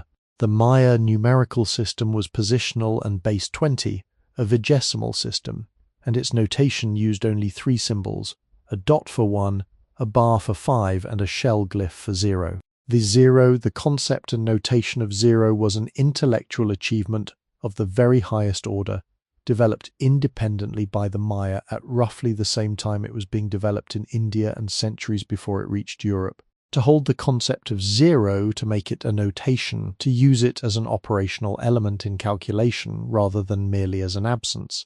This is not an obvious or inevitable step in the development of mathematics. It is a conceptual leap. The Maya made it, and the mathematics that resulted from it was capable of handling astronomical calculations of a scope and precision that would not be matched in European astronomy for many centuries. The scribe, finishing a long session of calendar calculation, set down his brush on the lip of the inkwell and stretched his writing hand slowly, feeling the accumulated tension of hours of fine work releasing from the tendons and muscles of his fingers. The light through the north-facing doorway had shifted through the morning, and the interior of the room was now slightly dimmer than it had been at the session's start, the sun having moved far enough across the sky that the direct light no longer reached quite as deeply into the chamber. He looked at the page in front of him, the columns of dots and bars arranged in their proper positions, the date glyphs, their component elements assembled with the practiced precision that was, after so many years of work, entirely automatic, the hand knowing the forms without the conscious mind needing to direct it, the way any deeply practiced skill eventually becomes a kind of motor knowledge, held in the body rather than in the reasoning mind. The date on the page was a calculation of the next Venus heliacal rising, the morning when Venus, after its period of inferior conjunction with the Sun, would again become visible in the eastern sky before dawn, its first reappearance as the morning star. This event had agricultural significance. Certain crops were best planted in the period following the Venus reappearance, according to the accumulated agricultural calendar that interwove astronomical observation with farming practice over generations. It had ceremonial significance. it had political significance, because the timing of certain ritual obligations of the royal court was coordinated with the Venus cycle. And it had the kind of significance that resists easy categorization, the significance of a known and expected beauty, of a light that had been absent from the sky for weeks, returning to its familiar position, recognizable, reliable, confirmation that the great cycles of the cosmos were continuing in their proper order. The scribe rolled the codex carefully, wrapping it in its protective covering of woven cloth. The morning star would rise again. He had calculated it to the day. And knowing this, felt something that, in another language, in another century, might be called peace. Tin Tikal. Food was never merely food. This is not a poetic exaggeration, not the kind of retrospective romanticism that the modern world sometimes applies to ancient practices as a way of lending them a nobility they did not originally possess. It is, as far as archaeological and epigraphic evidence allows us to understand, an accurate description of the cognitive and spiritual framework within which the people of Tikal understood the act of eating. Food was the medium of a relationship between the human community and the forces of the natural world that produced it, between the living and the dead who had farmed the same fields and eaten the same crops across generations, between the individual body and the cosmos that body inhabited. Maize was the center of this understanding, and the depth of that centering is difficult to overstate. In the Popol Vuh, the great mythological narrative of the Classic Maya, a text whose roots reach back into the classic period in which Tikal flourished, humanity itself is described as having been created by the divine powers from maize, not as a metaphor, not as a poetic figure of speech, but as a cosmological assertion. The substance of the human body is the substance of the corn plant, and the relationship between the two is therefore not one of consumer and consumed, but something far more intimate, far more reciprocal, far more serious. To eat maize is, in this understanding, to participate in one's own continuous creation. To grow maize is to tend the substance of one's own being and the being of those one loves. Cacao, the Theobroma cacao, the tree that the 18th century Swedish botanist Carl Linnaeus named, with a nod to what he understood to be its ceremonial importance, food of the gods, occupied a different but equally significant place in the symbolic and material economy of Tikal. In the lowland tropics of the Peten, cacao trees grew in the shaded conditions of the forest understory. Their large, waxy leaves and their remarkable cauliflory, the unusual botanical habit of bearing fruit directly from the trunk and main branches rather than from the tips of shoots, making them visually distinctive among the trees of the managed agricultural landscape. The pods, when ripe, hung like lanterns from the bark of the trunk, oval, rough-surfaced, changing from green to yellow to deep orange-red as they ripened, each pod containing perhaps 30 to 40 seeds embedded in a white, sweet-sour pulp that was edible and delicious in its own right, but was primarily valuable as the fermentation medium for the seeds themselves. The preparation of cacao for drinking was a process of many stages and considerable technical refinement, and the drink that resulted, chocolatl, consumed throughout Mesoamerica in forms that varied from the thin and heavily spiced to the thick and frothy, was in Tikal's highest ceremonial contexts a substance of such prestige that it appears painted on ceramic vessels, inscribed in hieroglyphic texts, and represented in carved stone as the companion drink of gods and kings. The specific preparation used for elite ceremonial cacao in Classic Tikal likely involved the dried and roasted cacao seeds ground on the metate to a smooth, oily paste, then combined with water and various flavoring agents, dried chili in varieties that added warmth without the kind of sharp heat associated with the hottest varieties, vanilla from the orchid vine that grew in the forest margins, the dried flowers of various aromatic plants whose identities are still being debated by archaeobotanists studying residues in ancient vessels. The resulting liquid was then aerated, poured repeatedly from vessel to vessel raised high above the receiving container, the falling stream incorporating air and producing the distinctive foam at the surface that seems, from the ceramic evidence, have been considered the most desirable part of the drink. The foam was not merely aesthetic. It was, in the context of Maya cosmological thinking about surface and depth, sky and water, the part of the drink that existed at the threshold between the liquid below and the air above, a threshold position that made it cosmologically significant, made it the part of the drink that was most appropriate for the ceremony of sharing between humans and gods. In the royal banquets held in the central Acropolis, grand events in the ceremonial calendar of Tikal's ruling dynasty, attended by allied nobles from distant cities and commemorated in the hieroglyphic texts on the carved stone monuments that recorded the ruler's accomplishments, cacao was served alongside an array of other prepared foods whose variety and sophistication reflected the city's agricultural abundance and its trade connections. The tamale, in its many forms, was the great ceremonial food, maize dough wrapped around fillings of beans, of chili-stewed turkey or deer, or the small native dog bred for food, of squash seeds ground to a smooth paste, of cacao itself prepared in a sweet, spiced form, each variety wrapped in its banana leaf or corn husk with a distinctive fold that signified its contents to the serving attendant, then steamed in the tall clay pots until the masa achieved the particular firm, slightly chewy, deeply satisfying texture that distinguishes a properly made tamale from everything else in the repertoire of Mesoamerican cuisine.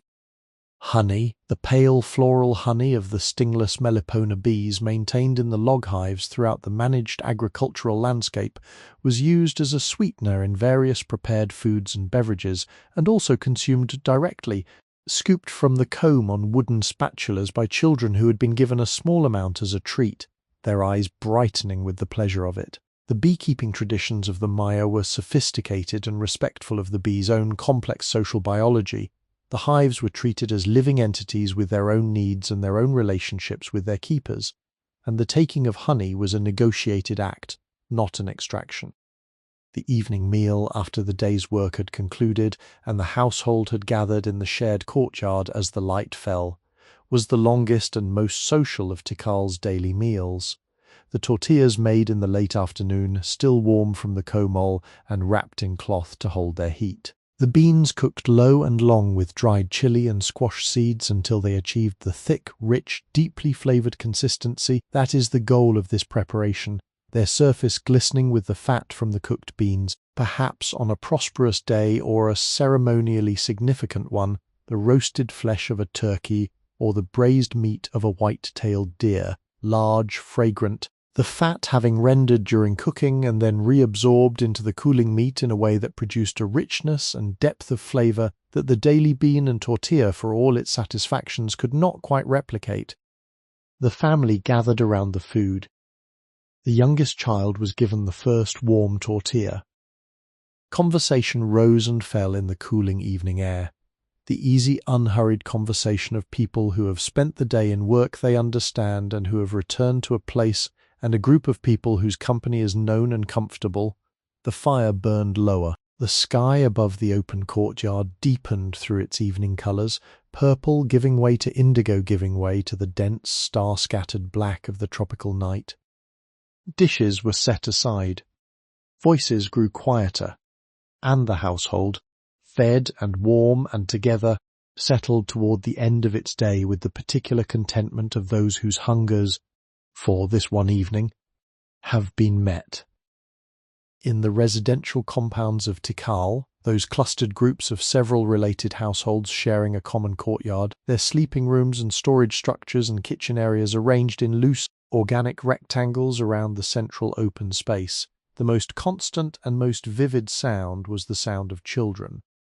Not as a category, not as a demographic abstraction, but specific children, individual children, children whose names and faces and particular small personalities are lost to us across the distance of 12 centuries, but whose presence in these spaces was as immediate and as particular and as irreducibly human as the presence of any child in any household in any city in any century. Children who had a favourite place to sit in the courtyard, a particular stone they used as a step, a game played with pebbles on a scratched grid in a corner of the flagstone surface that adults stepped around automatically, having long since understood that this corner was reserved.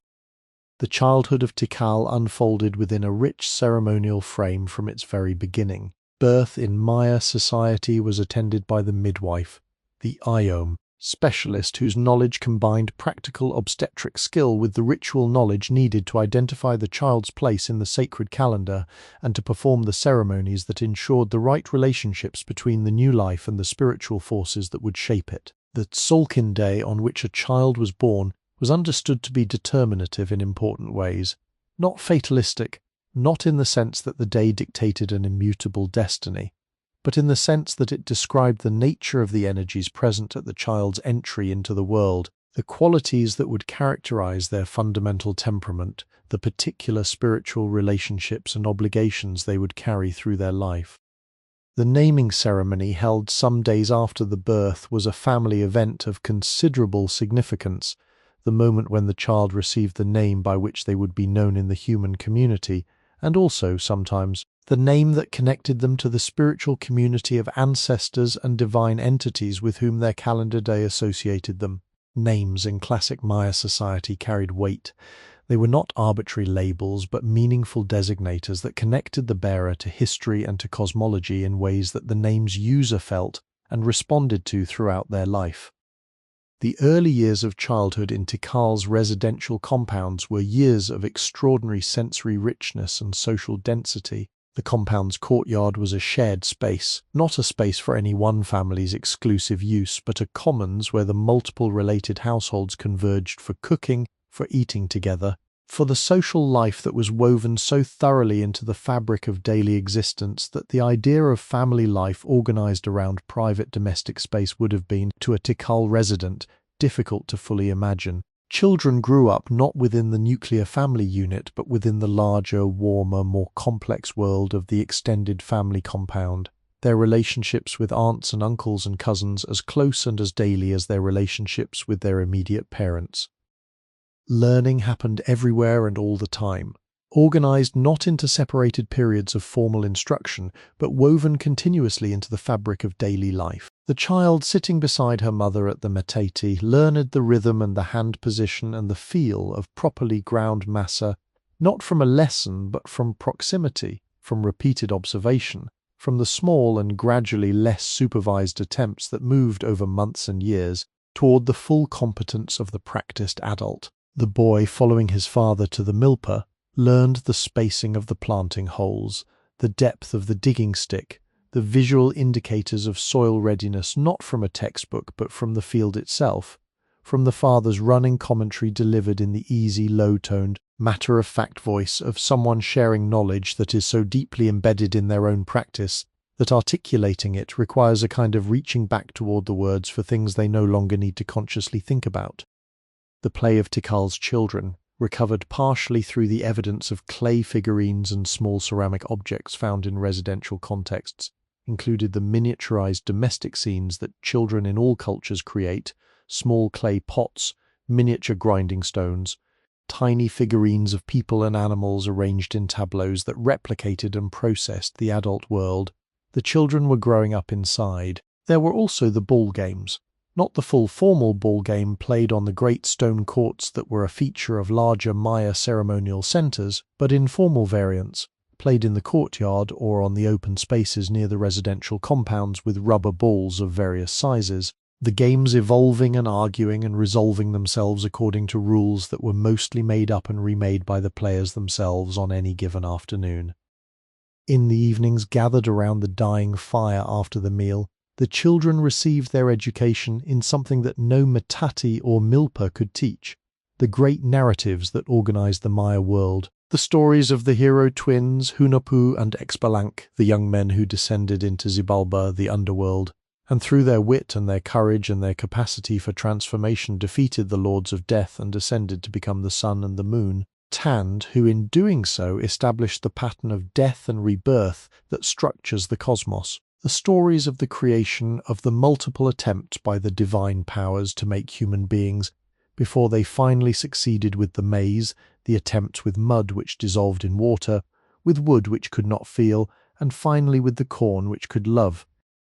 These were not bedtime stories in the dismissive sense that phrase can carry, not merely diversions, not entertainment meant to quiet children for sleep. They were cosmological instruction. They were the foundation of a world view, delivered in the most effective possible format, in the voice of someone known and trusted, in the warmth of the household fire, at the age when narrative shapes the mind's fundamental architecture. The child listening to the story of the hero twins was learning simultaneously the nature of death and the nature of hope, the structure of the cosmos and the qualities required to navigate it, the importance of cleverness and courage, and the deep sustaining power of love between brothers. Long after the fire had fallen to embers, long after the adult voices had stilled and the compound had settled into its nighttime quiet, a child might lie on the woven mat that was his sleeping place and look up at the night sky visible through the smoke hole above, and find in the particular arrangement of stars that he recognized the Pleiades, the great scorpion of the southern sky, the bright path of the Milky Way arching overhead, the same stories written in light. Above the city, the stars turned in their ancient circles. Below, the warm dark of the household. The city slept. There is a particular quality to ancient places, a quality distinct from their visual or architectural character, distinct from the historical narratives they carry, distinct even from the beauty that many of them possess in great abundance, that can only be described as the weight of accumulated time. It is not a metaphor, or not only a metaphor. Standing in the Great Plaza of Tikal, not in imagination now, but as the archaeologists and the visitors and the researchers have stood in the actual physical space, with the actual air of the Peten jungle on their faces and the actual limestone under their feet, there is something that registers not as thought but as sensation, a quality of the space itself that suggests with a subtlety that resists articulate description that this ground has been the site of an enormous and continuous investment of human meaning, that an extraordinary density of human intention has passed through this place, that the stones remember, in whatever way stones remember, the weight and heat of the bodies that stood upon them across centuries of uninterrupted civic and ceremonial life. The Maya of Tikal, in their own understanding, would not have found this experience surprising.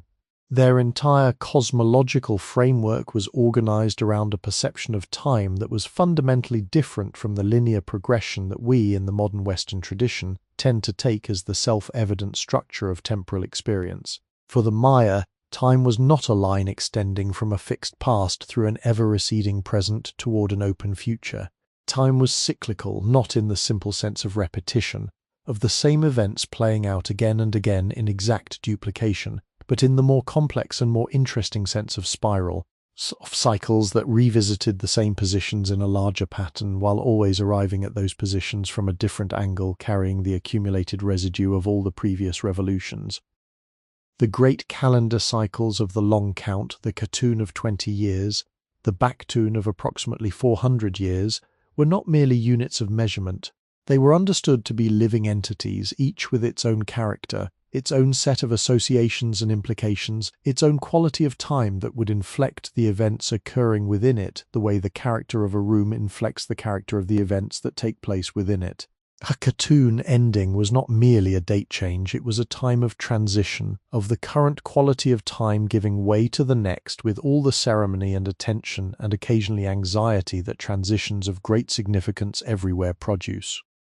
The great stelae erected at each Katun ending in Tikal's main plaza, those carved stone monuments that we moved past in the early morning, their surfaces dense with the faces and the regalia of Tikal's kings, were, in this light, something more than propaganda and more than historical record. They were cosmological anchors, objects placed at the exact meeting point of the present and the past, at the threshold between the outgoing cycle and the incoming one, meant to stabilize the transition by making it visible, by making the official, commemorated, enduring version of the moment permanent in stone. The king depicted on the stela is not simply being celebrated. He is being placed, located within time, given his proper coordinates in the great cycle, made continuous with the ancestors behind him and the successors before him in a chain of legitimate authority that reached back to the mythological founding of the dynasty and forward in aspiration. A future that the calendar promised would continue its cycles regardless of what any individual life or any individual reign might bring. This understanding of time, cyclical, weighted, inhabited by the presences of all the beings who had passed through its previous revolutions, meant that the people of Tikal lived in a continuous relationship with their past. Not the past as something gone and concluded and relevant only to scholarly inquiry, but the past as something present, as the foundation on which the current moment stands, as the ongoing conversation into which each new day enters not as interruption, but as continuation. The ancestors were not merely remembered in Tikal, they were, in a very real sense of the word, present. The tombs beneath the temples and beneath the floor levels of the residential compounds held the physical remains of the dead in their own architectural spaces, and these spaces were treated not as sealed and concluded, but as portals, points of ongoing connection between the living and the dead, between the present cycle of the calendar and the previous cycles through which the ancestors had moved. Offerings were made at these portals, conversations were addressed to the dead, not as ritual performance with no expected response, but as a form of consultation, of seeking the advice and blessing of those whose experience of the cycles was longer and therefore deeper than that of the living.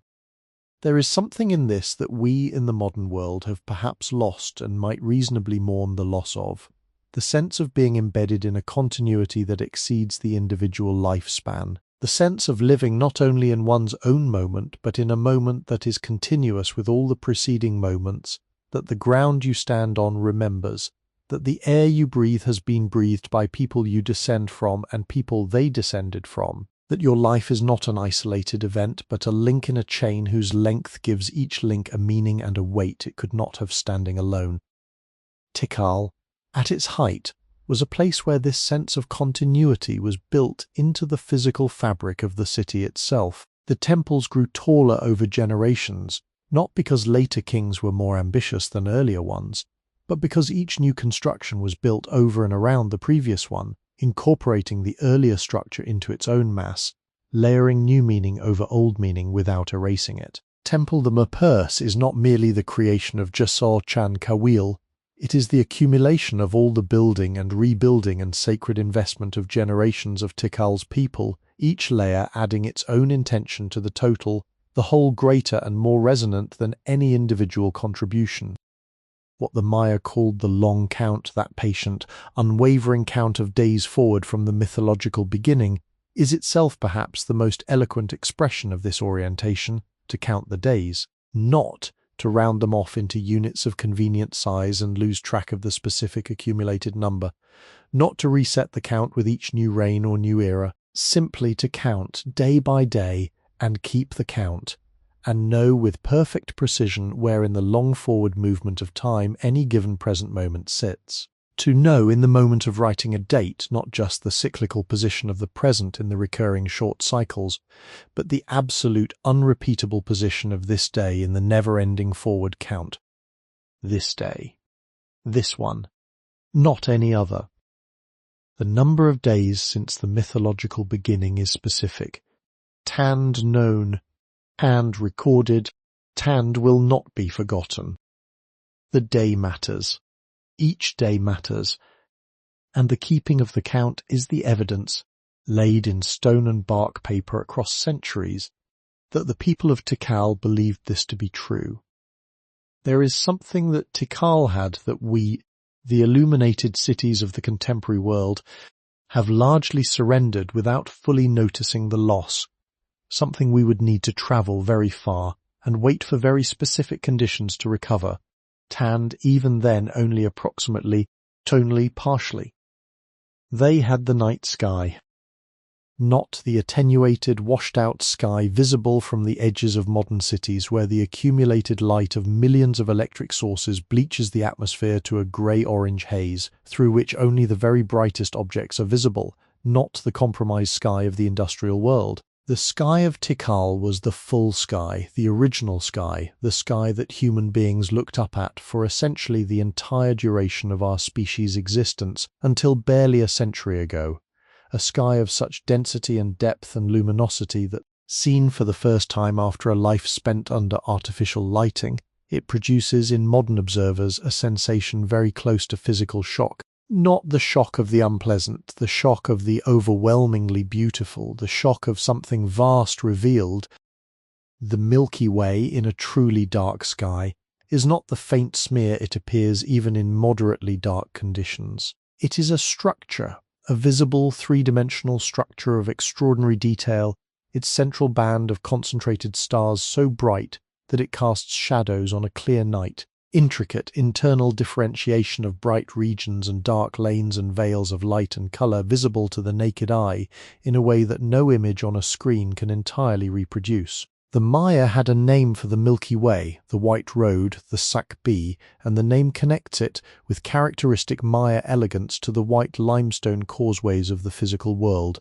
Both are roads, both are paths of transit, both connect distant points across a space that would otherwise be difficult to traverse. The Milky Way was the causeway of the sky, the road along which the souls of the dead travelled after their separation from the living world. Venus, which we have encountered already in the context of the scribes' patient astronomical calculations, was the most carefully observed object in the Tikal night sky, more carefully observed, in fact, than anything except the sun itself, and arguably observed with greater practical consequence. Venus as the evening star appearing in the western sky after sunset, Venus vanishing into superior conjunction, Venus reappearing in the eastern sky as the morning star before dawn. These phases were tracked with the meticulous, unbroken attention of people for whom the difference between a Venus year and a calendar year and a solar year was not an academic curiosity but a practical and cosmological reality requiring ongoing management and recording. But it was not only Venus, it was all of it, the slow seasonal procession of the constellations across the sky through the year, what rose in the east at sunset in the dry season, what culminated overhead in the zenith at midnight, in the height of the rains, what position the sun occupied against the background of stars on the days of the equinox and the solstice, the behavior of the Pleiades whose annual heliacal rising in late April or early May was watched with particular attention because it aligned with the beginning of the agricultural year, the signal that the rains were approaching and the milpa preparation should be underway. The motion of Jupiter and Saturn and Mars against the fixed star field, planets whose retrograde motions and irregular trajectories, understood by the Maya astronomers through long observation without the heliocentric model that would have explained them, were nonetheless tracked and tabulated with extraordinary accuracy. The astronomical knowledge of Tikal was not housed only in the codices and the stelae, though it was recorded there. It was housed in the architecture, in the orientations of the buildings, in the placement of doorways and window-like apertures that aligned with specific astronomical events, in the spatial logic of the ceremonial center as a whole, which functioned among its many other functions as a three-dimensional astronomical instrument. Certain alignments between specific structures in Tikal's Great Plaza mark the solstice and equinox sunrise positions on the horizon as seen from specific observation points. The E-group complexes, an architectural configuration found at Tikal and at many other Maya sites, consisting of a western pyramid facing a long, low eastern platform with three small shrines on its summit, are oriented to mark the equinox and solstice sunrises from the western pyramid's summit staircase, the sun rising directly over the central shrine at equinox and over the northern and southern shrines at the summer and winter solstices respectively. Stand at the summit of the western pyramid of an E-group complex in Tikal on the morning of the spring equinox, and watch the sun rise exactly over the central shrine of the eastern platform. The disk clears the horizon in a blaze of orange-gold light, and for a moment, a breath-long, absolutely still moment, the geometry of the entire architecture crystallizes into a single perfect act of alignment. The building and the sky agree, the human structure and the cosmic structure occupy the same point. And the watching person standing at the axis of this agreement experiences something that is simultaneously an astronomical observation, an architectural experience, a cosmological confirmation, and something less easily categorized, a feeling of being, very specifically and very precisely, exactly where one is supposed to be. The priests who maintained the astronomical observations of Tikal, the Archinob, the daykeepers, whose title contains within it the name of the sun itself, spent their professional lives in exactly this relationship with the sky, watching, recording, calculating, waiting with the patient attention of people who understood that the sky was not a backdrop to human life, but one of its primary texts. Each clear night was a page, each observable phenomenon was a datum, and the accumulated data of generations of observation was the book from which the most consequential decisions of civic and ceremonial and agricultural life were read. On the nights of major astronomical events, the solstices, the equinoxes, the heliacal risings of Venus, the lunar eclipses that the Maya could predict with considerable accuracy using their accumulated eclipse tables, the ceremonial centers of Tikal would have been alive with observers, not the formal solitary observation of a single astronomer at a telescope, but the communal event of a society that had organized a significant portion of its public life around the sky. Priests and their attendants, members of the royal household, officials whose calendar duties required them to witness and authenticate the celestial event, and on the great public occasions the general populace gathering in the plazas below the observation platforms, their faces turned upward, their collective attention creating a kind of human correspondence with the observed event above. The star-filled sky, looking down at the upturned faces. The upturned faces, looking up at the star-filled sky. Between them, in the warm tropical air that carried simultaneously the smell of copal smoke and the smell of the jungle and the faint metallic note of the limestone cooling after the day's heat, the meeting of the human world and the cosmos conducted with the accumulated beautiful seriousness of a civilization that had never stopped believing the two were in conversation. Clouds sometimes obscured the observation. Rain fell unexpectedly. The best-prepared ceremonies were sometimes interrupted by weather that the calendar could not predict and the astronomers could not prevent. On those clouded nights, the people of Tikal simply waited. The sky would clear. It always did. The priests of Tikal did not wear their authority lightly. This is not a moral observation, not a judgment about the social arrangements of a civilization separated from us by 12 centuries and by a worldview of sufficient difference from our own that comparison requires great care. It is simply an observation about the physical and material reality of priestly life in classic Maya society. The ceremonies that the priests conducted, the calendrical and astronomical knowledge they maintained, the ritual obligations they fulfilled across the unceasing rotation of the sacred calendar, all of this was work of immense practical and intellectual complexity, carried out with the full weight of the society's spiritual and political life balanced on its proper execution.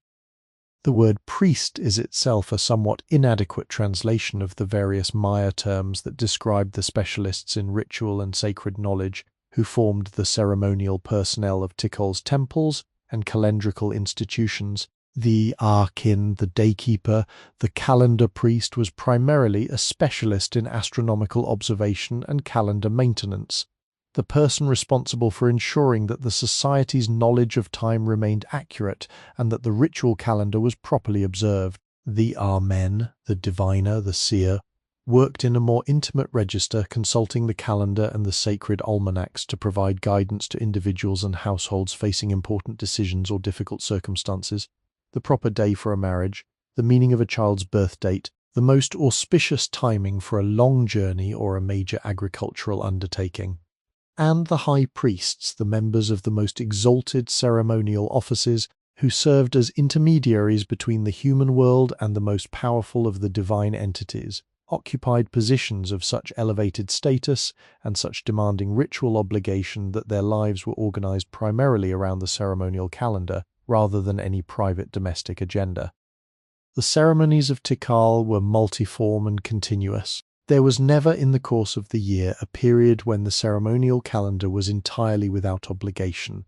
The interlocking nature of the tzulkin and the hab and the long count ensured that there was always a significant date approaching, always a transition to be acknowledged, always an obligation to be fulfilled. The minor ceremonies, the small daily offerings made at the household shrines and the roadside altars, the burning of copal at the base of the stelae were woven into the texture of ordinary life with such thoroughness that they scarcely registered as ceremonies at all. just as the small acts of courtesy and recognition that structure social life everywhere rarely register as performances. But the great ceremonies, the cartoon-ending commemorations, the ceremonies marking the arrival of the new solar year, the agricultural ceremonies aligned with the planting and harvest seasons, the rites of royal accession and the burial ceremonies of great kings, these were events of extraordinary elaboration and social centrality. The preparation for a major ceremony began many days in advance. Priests and their attendants undertook periods of fasting and ritual purification, withdrawing from ordinary social life to focus entirely on the spiritual preparation required for the role they would perform. The elaborate costumes of ceremonial participation, the tall feathered headdresses assembled from the iridescent blue-green tail feathers of the quetzal bird and the vivid red and blue feathers of the macaw and the forest parrot, the jade mosaic pectorals and ear flares, the mantles of fine woven cotton adorned with embroidered designs and attached jade and shell ornaments, required their own extensive preparation, cleaned and assembled and adjusted with a care proportional to their value and their sacred function. The quetzal feathers deserve their own moment of attention here. The resplendent quetzal, whose male produces tail plumes of extraordinary length, up to 90 centimeters, and a color that shifts with the angle of the light from the deepest, most saturated green to a luminous blue-green to, at certain angles, a color approaching gold, was the most prized of all the feathered materials available to Mesoamerican ceremonial culture. The feathers were not merely decorative, they were cosmologically significant, associated with Quetzalcoatl, with Kukulkan, with the divine principle of the feathered serpent that transcended the boundary between earth and sky, between the terrestrial and the divine. To wear quetzal feathers was to embody, at least aspirationally, something of that transcendence, to occupy in the ceremony a position between the worlds. The great ceremonies played out in the plazas and on the temple staircases with a theatrical grandeur proportional to the political and cosmological significance of the occasion.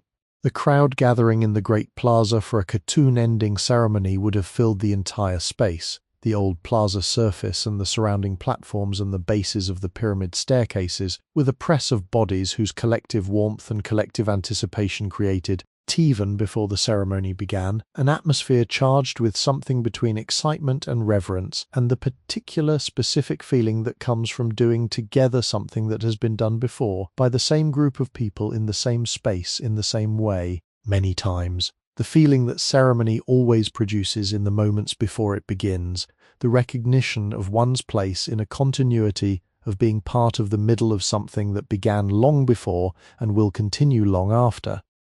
The king descended from the palace in procession.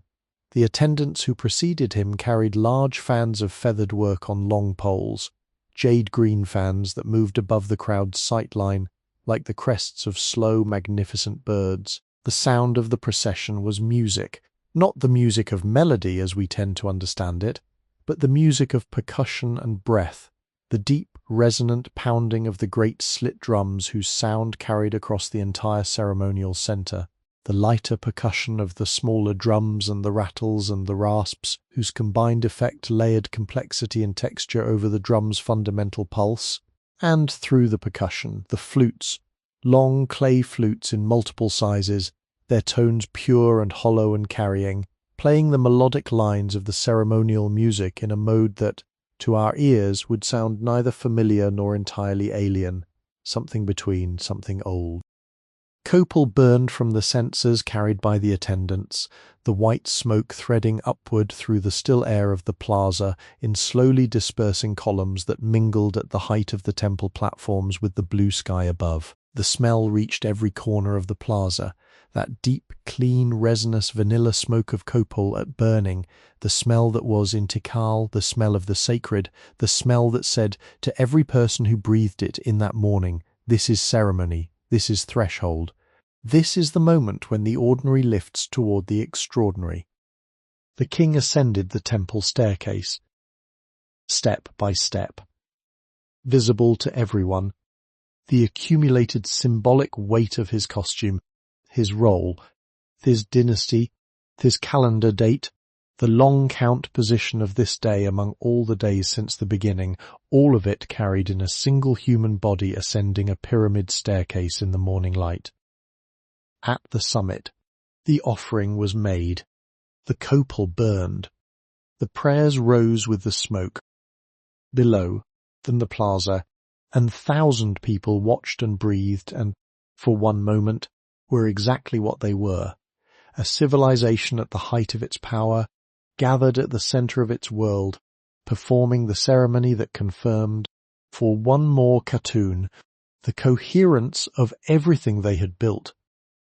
Nothing about the end of Tikal was quick, and nothing about it was simple, and to understand it, or rather to feel it with the appropriate quality of attention, requires setting aside the satisfying but misleading human tendency to look for a single cause, a single moment, single event that can be named as the turning point, and thereby provide the narrative closure that facts, messier than stories, rarely actually offer. Tikal did not fall. That word fall carries within it the image of a sudden collapse, a decisive defeat, a structure that stood and then did not stand, the transition between these two states comprehensible in a single image. Tikal declined, it diminished. It contracted over the course of roughly 2 centuries between approximately 800 and 950 CE, from a living, vibrant, densely populated city at the height of its cultural and political achievement to a place where the last inscriptions were carved, the last monuments erected, the last ceremonial fires maintained by a diminishing population in an increasingly quiet ceremonial center, and then finally silence. The causes of the decline are matters of ongoing scholarly inquiry and genuine complexity.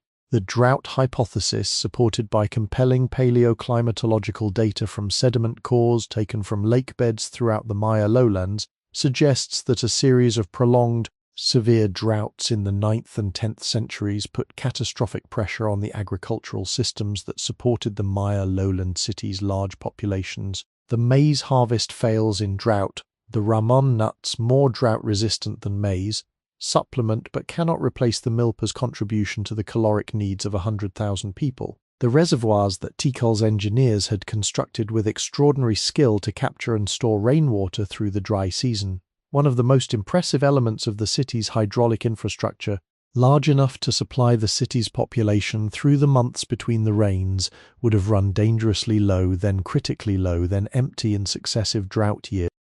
But drought alone is not sufficient to explain the full complexity of the classic Maya collapse, as scholars call the broader pattern of which Tikal's decline was a part. There is also the evidence of intensifying political competition between the lowland Maya cities in the late Classic period.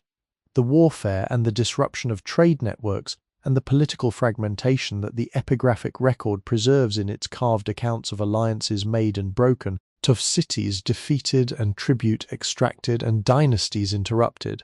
There is the evidence of environmental degradation, the deforestation associated with the enormous demand for firewood and construction timber in cities of Tikal's size, the soil erosion that followed on deforestation, the declining agricultural productivity that would have resulted from eroded and exhausted soils even in years of adequate rainfall.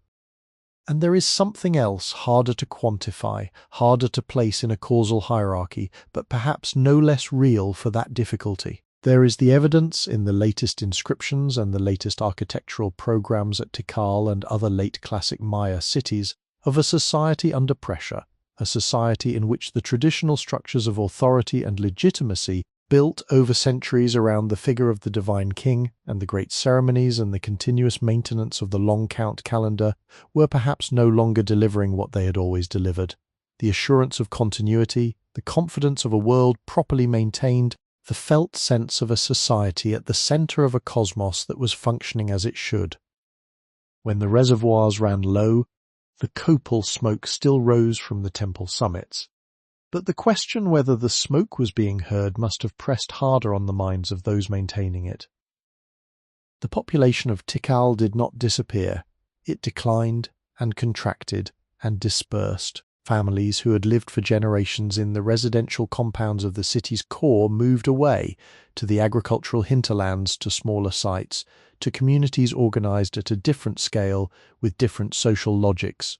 The market contracted as the population that had sustained it contracted. The workshops of the artisans went quiet one by one as the elite patronage that had supported the production of fine jade and obsidian and painted ceramics diminished with the diminishing of the elite itself. The causeways, unwalked, began to be reclaimed by the vegetation that had always been held back by the effort of maintenance. The roots of trees finding the joints between the limestone surface course, the grasses colonizing the edges, the whole white road slowly greening over. The scribes, most poignantly, kept the count as long as there were scribes to keep it. The last dated monument at Tikal, the last carving that records a long count date, was erected around 869 CE. After that date there are no more, not because the calendar ended, not because the count was concluded or superseded or deliberately set aside, but because there were no longer the people or the social structures, the accumulated conditions of patronage and expertise and civic intention that the creation of monumental dated inscriptions required. The count continued in the abstract as it continues today. The long count date corresponding to this very moment can be calculated exactly, but the recording of it in Tikal stopped. Imagine the last scribe, not as a specific individual, we cannot know who they were, but as a presence, the final link in a chain of practice and transmission that had stretched back across centuries, working in a city that was quieter than it had been, using materials that were perhaps harder to obtain than they had once been, maintaining a tradition whose meaning, whose social context and function and audience was diminishing around them even as they continued to practice it. Did they know it was ending? Did the last few inhabitants of the ceremonial core understand, as they maintained their reduced ceremonies and their quieter life among the monuments of their ancestors, that they were the last? It is a question that cannot be answered, and perhaps should not be answered too confidently even in imagination, because the people who stayed, who maintained the sacred sites into the period of decline, were not people who had given up. They were people who continued because the place was sacred, because their ancestors were here, because the long count was still counting, and the copal smoke still deserved to rise. The act of continuation, even diminishing continuation, is not nothing. The jungle, patient as it always is, waited. And then, gently, Tit came back in. The roots of the great ceiba trees found the cracks in the plazas and the causeways and the courtyard floors, and began the slow work of reclamation that would, over the centuries, breathe the city entirely beneath a canopy so dense and so continuous that when the first European explorers encountered Tikal's ruins in the 19th century, many of the structures were visible only as irregular hills rising above the jungle floor, their great geometric forms disguised by the accumulated millennia of leaf litter and root growth and the patient, undiscriminating colonization of the living world over the built world. The jungle did not destroy Tikal. It enclosed it, kept it, held it, the darkness beneath the canopy, to cross all the centuries that the human world forgot it, until the human world remembered. And here it still is. Let the light change now. Let the long, fierce clarity of the Tikal midday, that brilliant equatorial light that flattens shadows and makes every stone surface an equal participant in the general whiteness, let it begin, very slowly, to soften. Let the angle of the sun shift toward the western horizon, with the unhurried certainty of something that has been making exactly this shift, at exactly this pace, every single day since long before anything we might call history began. Let the shadows lengthen.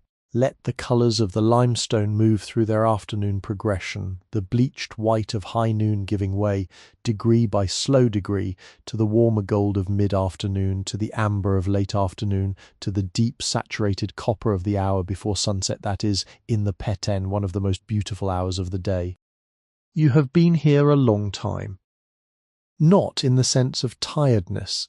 There is no tiredness in this particular kind of long, because the kind of attention we have been paying to Tikal today is not the kind that depletes, but the kind that fills, slowly and surely, the way a wide, shallow vessel fills in a rain that is not heavy but persistent. You have been paying a quality of attention that is, And here's the thing about this particular quality, actually rather close to rest.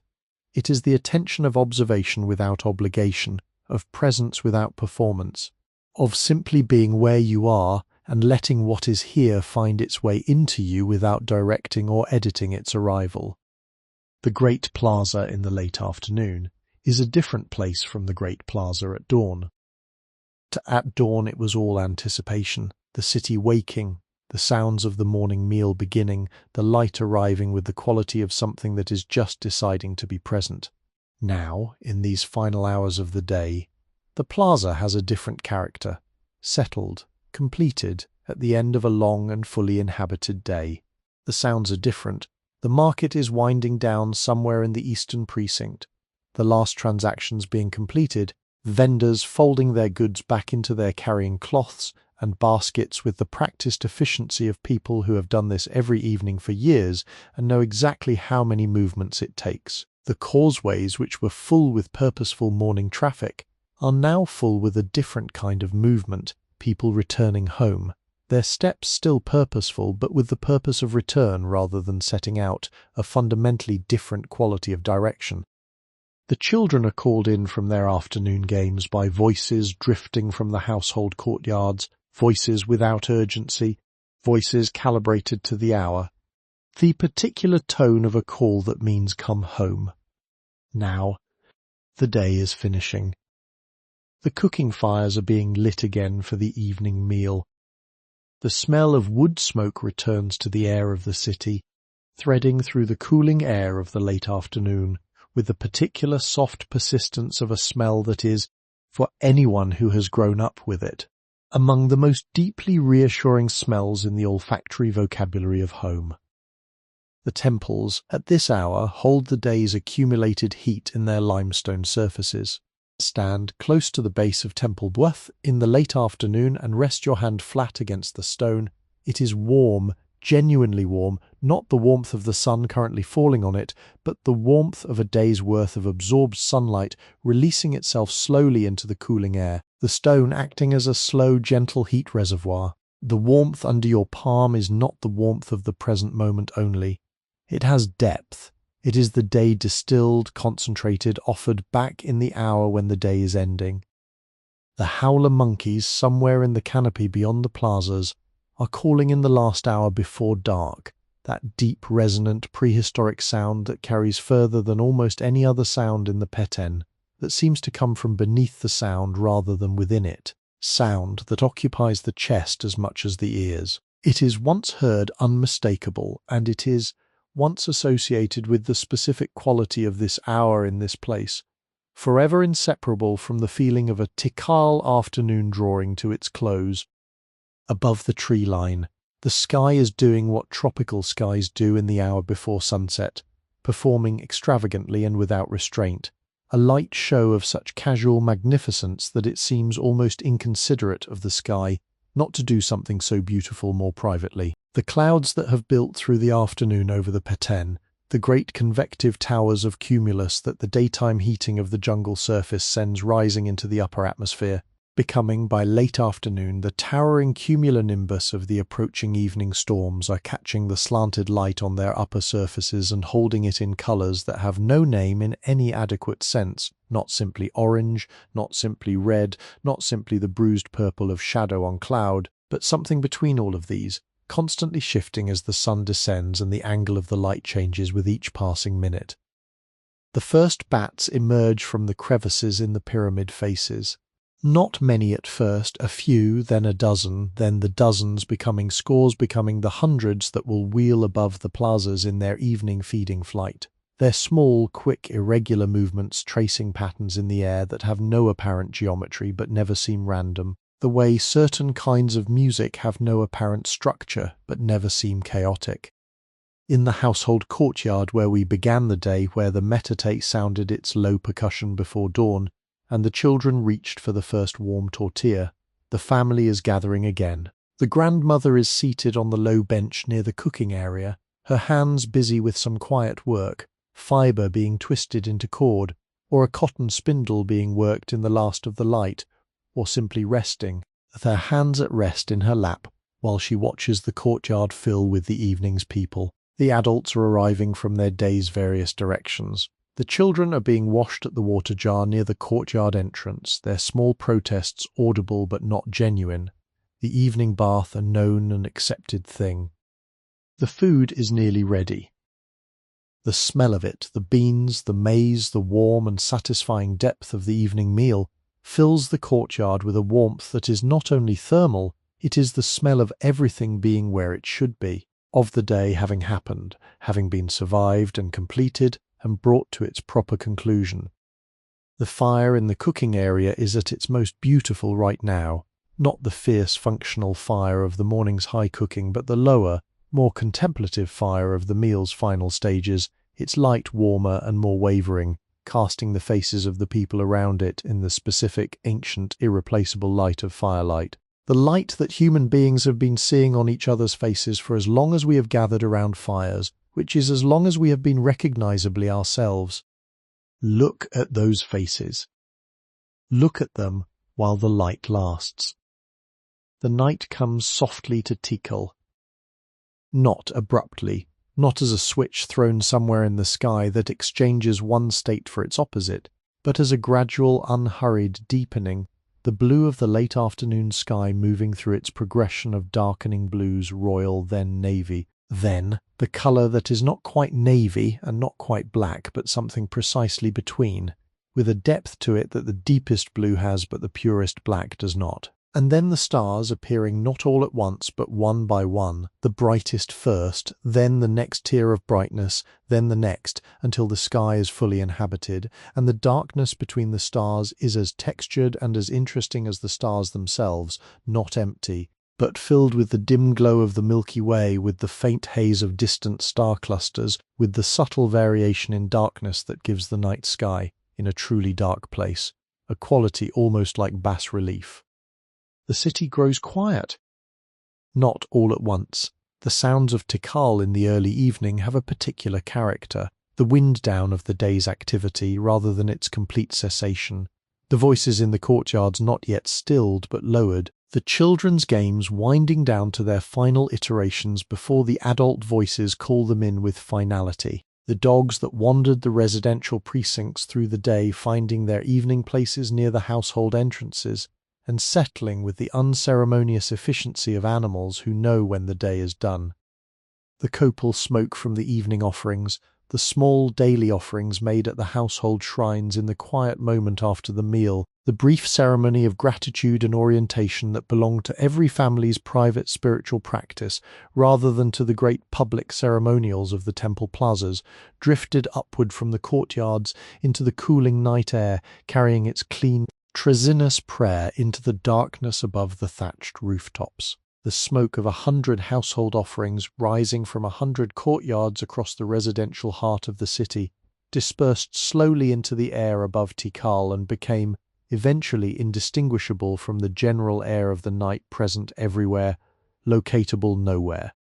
The sleeping places were woven mats laid on raised sleeping platforms, slightly elevated from the floor to catch whatever movement of air the open sleeping rooms allowed, and to provide a barrier between the body and the cool of the stone floor at night. The mats were woven from the dried leaves of the fan palm, a material whose combination of flexibility and durability made it ideal for its purpose, and their surfaces, firm, slightly textured, carrying the faint vegetal smell of dried plant fibre, were familiar from earliest childhood. The particular surface on which dreams were learned. Cotton blankets woven in the characteristic patterns of the household's textile tradition were drawn up in the hours before dawn when the temperature in the Peten lowlands dropped to its nighttime cool, and the sleepers curled slightly in the way of sleeping bodies, keeping their own warmth, their breathing slow and deep and regular. The children fell asleep quickly, as children do, as if sleep were a place they were eager to return to rather than a condition to be settled into. One moment present, active, still capable of sudden re-engagement with whatever the day had not finished with them. The next moment gone, their faces smoothed of the day's accumulation of expression, their breathing falling into the deep, slow, even pattern of the completely unconscious. The adults took a little longer, the last quiet conversation between two people who have spent the day in different parts of a shared life, comparing notes in the dark with the ease of long familiarity. The small domestic sounds of the household settling, the clay water jar covered against insects, the fire in the cooking area banked against the morning's relight, the last movement of feet across the courtyard flagstones as someone made a final circuit of the compound with the automatic vigilance of household security, practiced so consistently it had become habit rather than choice. And then stillness. In the silence of the sleeping city, the jungle sounds that the day's noise had pushed to the margins moved back in toward the center. The orchestral percussion of the night insects, the cicadas cycling through their mechanical cadence, the crickets in their own overlapping layers of rhythm, the frogs in the seasonal wetlands beyond the city's edge adding their deeper, more irregular calls to the general chorus, filled the air of the residential compounds with a sound that was, paradoxically, more silence than the silence of a quiet room. It was the silence of a world fully inhabited by sounds that were not human, sounds that required no response, sounds that simply were, ongoing, patterned, as much a feature of the place as the stone itself, as the green. The temples stood in the dark. Temple, the first 47 meters of hand-cut limestone, rose against the star-scattered sky with its roof comb a dark silhouette against the Milky Way's faint luminescence. Its warmth was still releasing into the air the heat absorbed during the long tropical day, still moving outward through the stone with the slow, patient physics of thermal conductivity. The pyramid still warm in the small hours of the morning, as though it had not quite finished with the day, as though it was still holding something. The stelae in the Great Plaza stood in the moonlight with the particular, enigmatic patience of carved stone, their faces visible in the silvery light, as a play of shadow and highlight that rendered the carved forms legible without revealing them entirely, the kings in their carved regalia present but private, the hieroglyphic texts around them holding their syllables in the cool night air, the long count dates inscribed on these stones, the specific, unrepeatable counts of days from the mythological beginning to the moment of their carving, were still there, embedded in the stone, still accurate, still counting forward from their fixed starting point, even in the silence of a city that no longer had anyone to read them. The count goes on. Day 1,872,341. Day 1,872,342. Day 1,872,343. Counted or uncounted, the days accumulate. The calendar does not require a keeper to continue. It requires only time, and time continues with the unwavering persistence that is time's single defining characteristic. In the morning the birds will wake again. The howlers will call from the canopy with their chest-deep, ancient sound. The light will return across the eastern horizon in its familiar progression. The red seam, the orange, the pale rose above. The stars withdrawing one by one, and the temple summits will catch the first rays before the jungle floor has seen any light at all. The tops of the pyramids burning gold against the still dark sky in the way they have burned every morning since they were built, which is many, many mornings. And somewhere, in the soil of the milpa that has been fallow now for 1,000 years, and has long since returned to forest, in the stones of the causeway that the tree roots have lifted and displaced and incorporated into the living structure of the jungle floor, the lime plaster of the palace walls that has fallen in sheets and dissolved in 1,000 rainy seasons back into the calcium of the earth from which it was made, somewhere in all of this, the residue of those lives, the grandmother's hands, tat rest, the scribe's careful brush, the farmer's bare feet, warm against the soil of the harvest field, the child's eyes, wide in the firelight, following the story of the hero twins into the darkness. Not gone. Changed. Transformed, the way the Maya understood everything to transform, not by destruction but by passage, not by ending but by entering the next stage of the cycle, carrying forward into whatever comes next the essential, unkillable quality of what they were. The jungle breathes. The stars complete their long arc. And somewhere between the warm stone and the cool air of the Peten night, somewhere in the space between what was and what is, the city of Tikal goes on doing what ancient places do when the living have grown quiet enough to let them. It remembers itself very softly, very completely, into the green, into the dark, into the long, unhurried sleep from which all beautiful things, their own time, return. Welcome to Sleepy History with Henry. Here, we harness AI to breathe new life into authentic historical records, creating an immersive auditory experience. This entire production is AI-assisted, crafted solely for relaxation and sleep support. TAND is not a substitute for professional medical advice. Please do not listen while driving or operating machinery. Now, let Henry and AI guide you on a peaceful journey through the past.